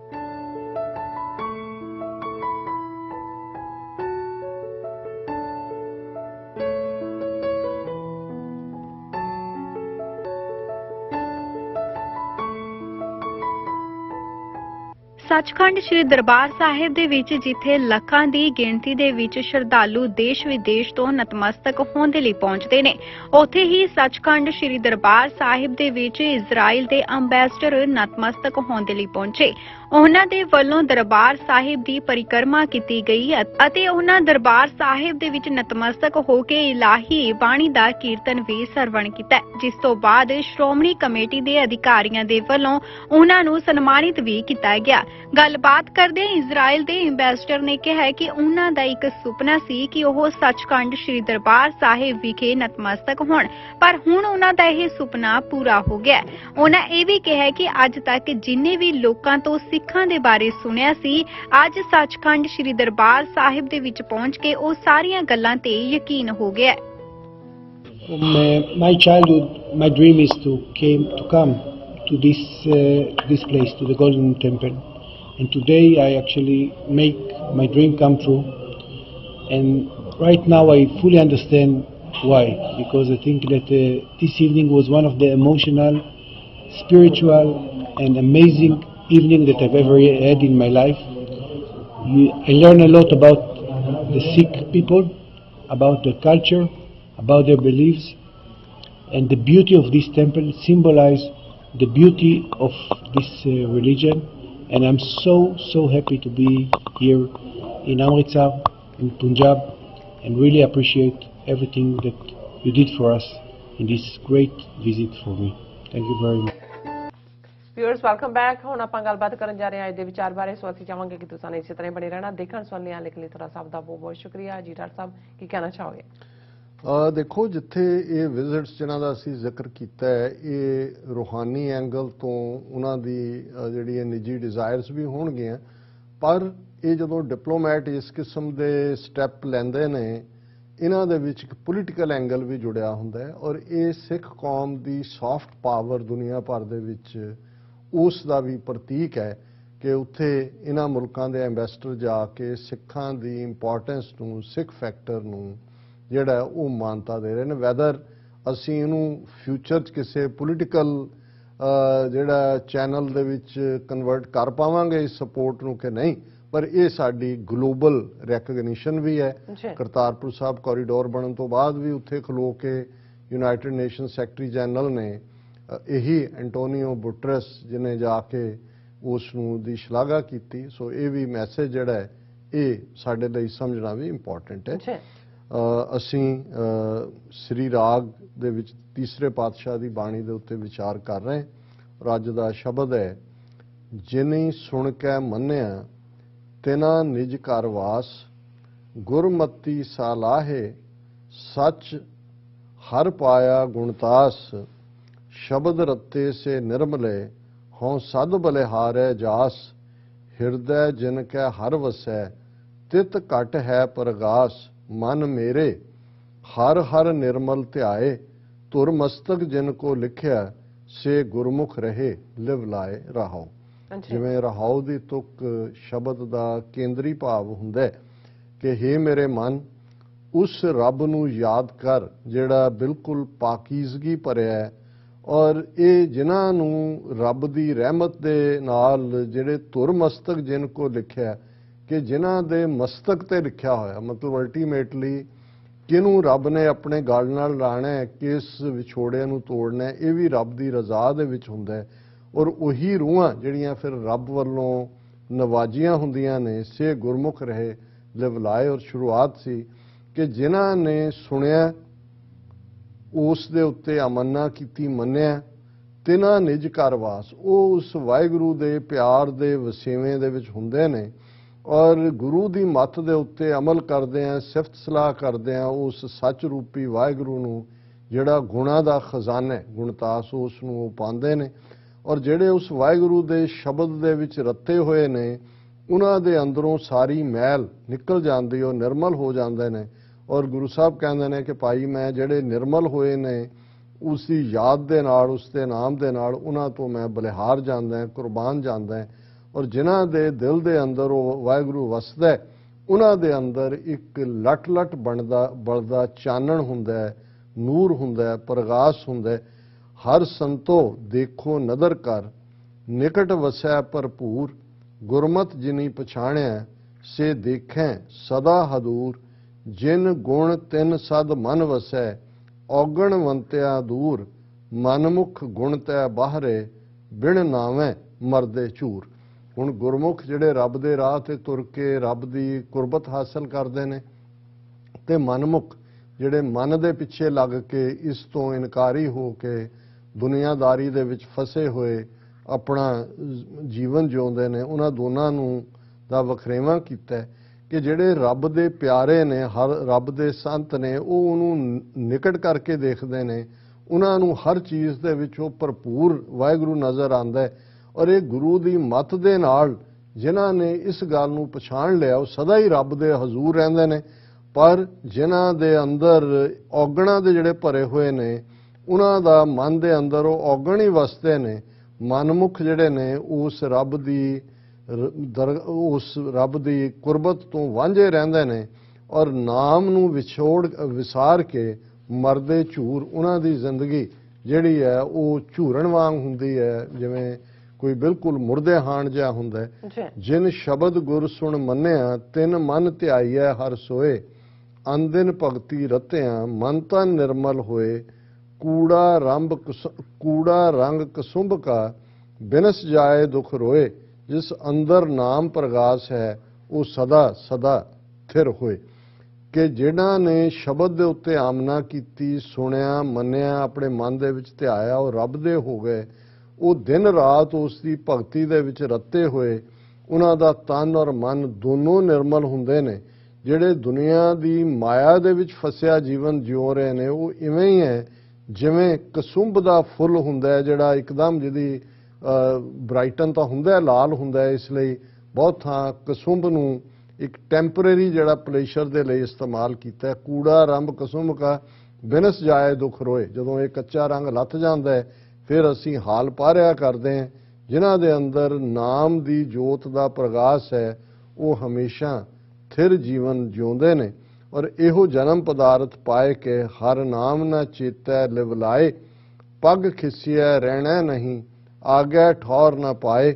ਉਹ ਵੇਲਾ ਹੱਥ ਨਾ ਆਵੇ ਅੰਤ ਗਿਆ ਪਛਤਾਏ। ਜਿਸ ਨਦਰ ਕਰੇ ਸੋ ਉਭਰਿਆ ਹਰ ਛੇਤੀ ਲਿਵ ਲਾਏ। ਕਿ ਜਿਨ੍ਹਾਂ ਨੂੰ ਇਹ ਪਵਿੱਤਰ ਮਨੁੱਖਾ ਜਨਮ ਮਿਲਿਆ, ਪਰ ਜੇ ਉਹਨਾਂ ਨੇ ਰੱਬ ਨੂੰ ਯਾਦ ਨਹੀਂ ਕੀਤਾ, ਆਪਣੇ ਚੇਤੇ ਦੇ ਅੰਦਰ ਉਹਦੇ ਨਾਲ ਲਿਵ ਨਹੀਂ ਜੋੜੀ, ਤੇ ਫਿਰ ਇਸ ਗੱਲ ਦਾ ਧਿਆਨ ਰਹੇ ਪੱਗ ਖਿਸਿਆ ਰਹਿਣਾ ਨਹੀਂ ਆਗੈ ਠੌਰ ਨਾ ਪਾਏ। ਜੇ ਇੱਥੇ ਸਾਡਾ ਪੈਰ ਤਿਲਕਦਾ ਹੈ ਤੇ ਫਿਰ ਸਾਨੂੰ ਅੱਗੇ ਰੱਬ ਦੀ ਦਰਗਾਹ ਦੇ ਵਿੱਚ ਵੀ ਕੋਈ ਠੌਰ ਟਿਕਾਣਾ ਨਹੀਂ ਮਿਲੇਗਾ। ਅਸੀਂ ਪਛਤਾਵਾਂਗੇ ਕਿਉਂਕਿ ਜੋ ਵੇਲਾ ਜ਼ਿੰਦਗੀ ਦਾ ਲੰਘ ਰਿਹਾ ਉਹਨੇ ਮੁੜ ਕੇ ਹੱਥ ਨਹੀਂ ਆਉਣਾ। ਪਰ ਜਿਸ ਦੇ ਉੱਤੇ ਉਸ ਰੱਬ ਦੀ ਨਜ਼ਰ ਹੁੰਦੀ ਹੈ ਉਹੀ ਇਸ ਮਾਇਆ ਦੇ ਚਿੱਕੜ ਚੋਂ ਉੱਭਰਦੇ ਨੇ ਔਰ ਉਸ ਰੱਬ ਦੇ ਨਾਲ ਉਹਨਾਂ ਦੀ ਲਿਵ ਲੱਗਦੀ ਹੈ। ਤੇ ਅਖੀਰਲਾ ਜਿਹੜਾ ਗੁਰੂ ਸਾਹਿਬ ਦਾ ਫਰਮਾਨ ਹੈ, ਦੇਖਾ ਦੇਖੀ ਸਭ ਕਰੇ ਮਨਮੁਖ ਬੂਝ ਨਾ ਪਾਏ। ਜਿਨ ਗੁਰਮੁਖ ਹਿਰਦਾ ਸ਼ੁੱਧ ਹੈ ਸੇਵ ਪਈ ਤਿਨ ਥਾਏ। ਹਰ ਗੁਣ ਗਾਵੇਂ ਹਰ ਨਿਤ ਪੜੈ ਹਰ ਗੁਣ ਗਾਏ ਸਮਾਹੇ। ਨਾਨਕ ਤਿਨ ਕੀ ਬਾਣੀ ਸਦਾ ਸੱਚ ਹੈ ਜੇ ਨਾਮ ਰਹੇ ਲਿਵ ਲਾਏ। ਕਿ ਬਹੁਤ ਵਾਰ ਜਿਹੜੇ ਲੋਕ ਦੇਖਾ ਦੇਖੀ ਦਿਖਾਵੇ ਦੇ ਤੌਰ ਤੇ ਕਰਦੇ ਨੇ ਉਹ ਮਨਮੁਖ ਇਸ ਹਕੀਕਤ ਨੂੰ, ਰੱਬ ਦੇ ਪਿਆਰ ਨੂੰ, ਨਾਮ ਦੇ ਆਨੰਦ ਨੂੰ ਸਮਝ ਨਹੀਂ ਪਾਉਂਦੇ। ਜਿਨ੍ਹਾਂ ਰੱਬ ਦੇ ਰਸਤੇ ਤੇ ਤੁਰਿਆਂ ਗੁਰਮੁਖਾਂ ਦਾ ਹਿਰਦਾ, ਉਹਨਾਂ ਦਾ ਦਿਲ ਸਾਫ਼ ਹੈ, ਪਾਕੀਜ਼ਗੀ 'ਚ ਹੈ, ਉਹਨਾਂ ਦੀ ਘਾਲਣਾ ਹੀ ਜਿਹੜੀ ਹੈ ਉਹ ਥਾਂ ਪੈਂਦੀ ਹੈ। ਰੱਬ ਨੂੰ ਉਹੀ ਕਬੂਲ ਹੁੰਦੇ ਨੇ ਤੇ ਉਹ ਰੱਬ ਦੀ ਸਿਫਤ ਸਲਾਹ ਦਿਨ ਰਾਤ ਗਾਉਂਦੇ ਨੇ, ਪੜ੍ਹਦੇ ਨੇ ਔਰ ਅਲਟੀਮੇਟਲੀ ਰੱਬ ਦੇ ਗੁਣ ਗਾਉਂਦੇ ਗਾਉਂਦੇ ਹਰ ਗੁਣ ਗਾਏ ਸਮਾਹੇ ਉਹ ਰੱਬ ਦੇ ਵਿੱਚ ਹੀ ਲੀਨ ਹੋ ਜਾਂਦੇ ਨੇ। ਰੱਬ ਵਰਗੇ ਹਰ ਜਨ ਐਸਾ ਚਾਹੀਏ ਜੈਸਾ ਹਰ ਹੀ ਹੋਏ। ਨਾਨਕ ਤਿਨ ਕੀ ਬਾਣੀ ਸਦਾ ਸੱਚ ਹੈ ਜੇ ਨਾਮ ਰਹੇ ਲਿਵ ਲਾਏ। ਜਿਨ੍ਹਾਂ ਦੀ ਲਿਵ ਨਾਮ ਦੇ ਨਾਲ ਰੱਬ ਦੀ ਯਾਦ 'ਚ ਜਿਹੜੇ ਟਿਕੇ ਹੁੰਦੇ ਨੇ ਉਹਨਾਂ ਦੇ ਬੋਲਾਂ ਦੇ ਵਿੱਚ ਵੀ ਸੱਚ ਹੁੰਦਾ ਹੈ, ਭਾਰ ਹੁੰਦਾ ਹੈ ਔਰ ਉਹ ਆਪਣੇ ਜੀਵਨ ਨੂੰ ਸਫਲ ਕਰਦੇ ਨੇ। ਇਹ ਅੱਜ ਦਾ ਵਿਚਾਰ ਜੀ। ਡਾਕਟਰ ਸਾਹਿਬ ਤੁਹਾਡਾ ਬਹੁਤ ਬਹੁਤ ਸ਼ੁਕਰੀਆ। ਤੁਸੀਂ ਅੱਜ ਦੇ ਐਮੀ ਸ਼ੂ ਤੇ ਅੱਜ ਦਾ ਵਿਚਾਰ ਸਾਡੇ ਦਰਸ਼ਕਾਂ ਨਾਲ ਸਾਂਝਾ ਕੀਤਾ। ਇਸ ਵਾਰ ਆਪਣੇ ਵਿਊਅਰਸ ਕਰਨ ਲਈ ਇਜਾਜ਼ਤ। ਵਿਊਅਰਸ, ਸਾਡੇ ਪ੍ਰੋਗਰਾਮ ਦਾ ਸਮਾਂ ਇੱਥੇ ਸਮਾਪਤ ਹੁੰਦਾ। ਤੁਸੀਂ ਆਪਣੀ ਰਾਏ ਤੇ ਸੁਝਾਅ ਸਾਨੂੰ ਭੇਜਣਾ ਭੁੱਲਣਾ ਸਾਡੇ ਇਸ ਪਤੇ ਤੇ SOS@TV ਤੇ ਅਸੀਂ ਆਪਣਾ ਪ੍ਰੋਗਰਾਮ ਲੈ ਕੇ ਫਿਰ ਦੁਬਾਰਾ ਤੁਹਾਡੇ ਸਾਹਮਣੇ ਹੋਵਾਂਗੇ। ਤਦ ਤੱਕ ਲਈ ਮੈਨੂੰ ਤੇ ਆਪਣਾ ਆਸਰਾ ਗਿਆ ਦੋ। ਦੇਖਦੇ ਰਹੋ TV 84। ਬੁਲਾ ਦਿਓ ਫਤਿਹ। ਵਾਹਿਗੁਰੂ ਜੀ ਕਾ ਖਾਲਸਾ, ਵਾਹਿਗੁਰੂ ਜੀ ਕੀ ਫਤਿਹ। ਰੱਬ ਰਾਖਾ।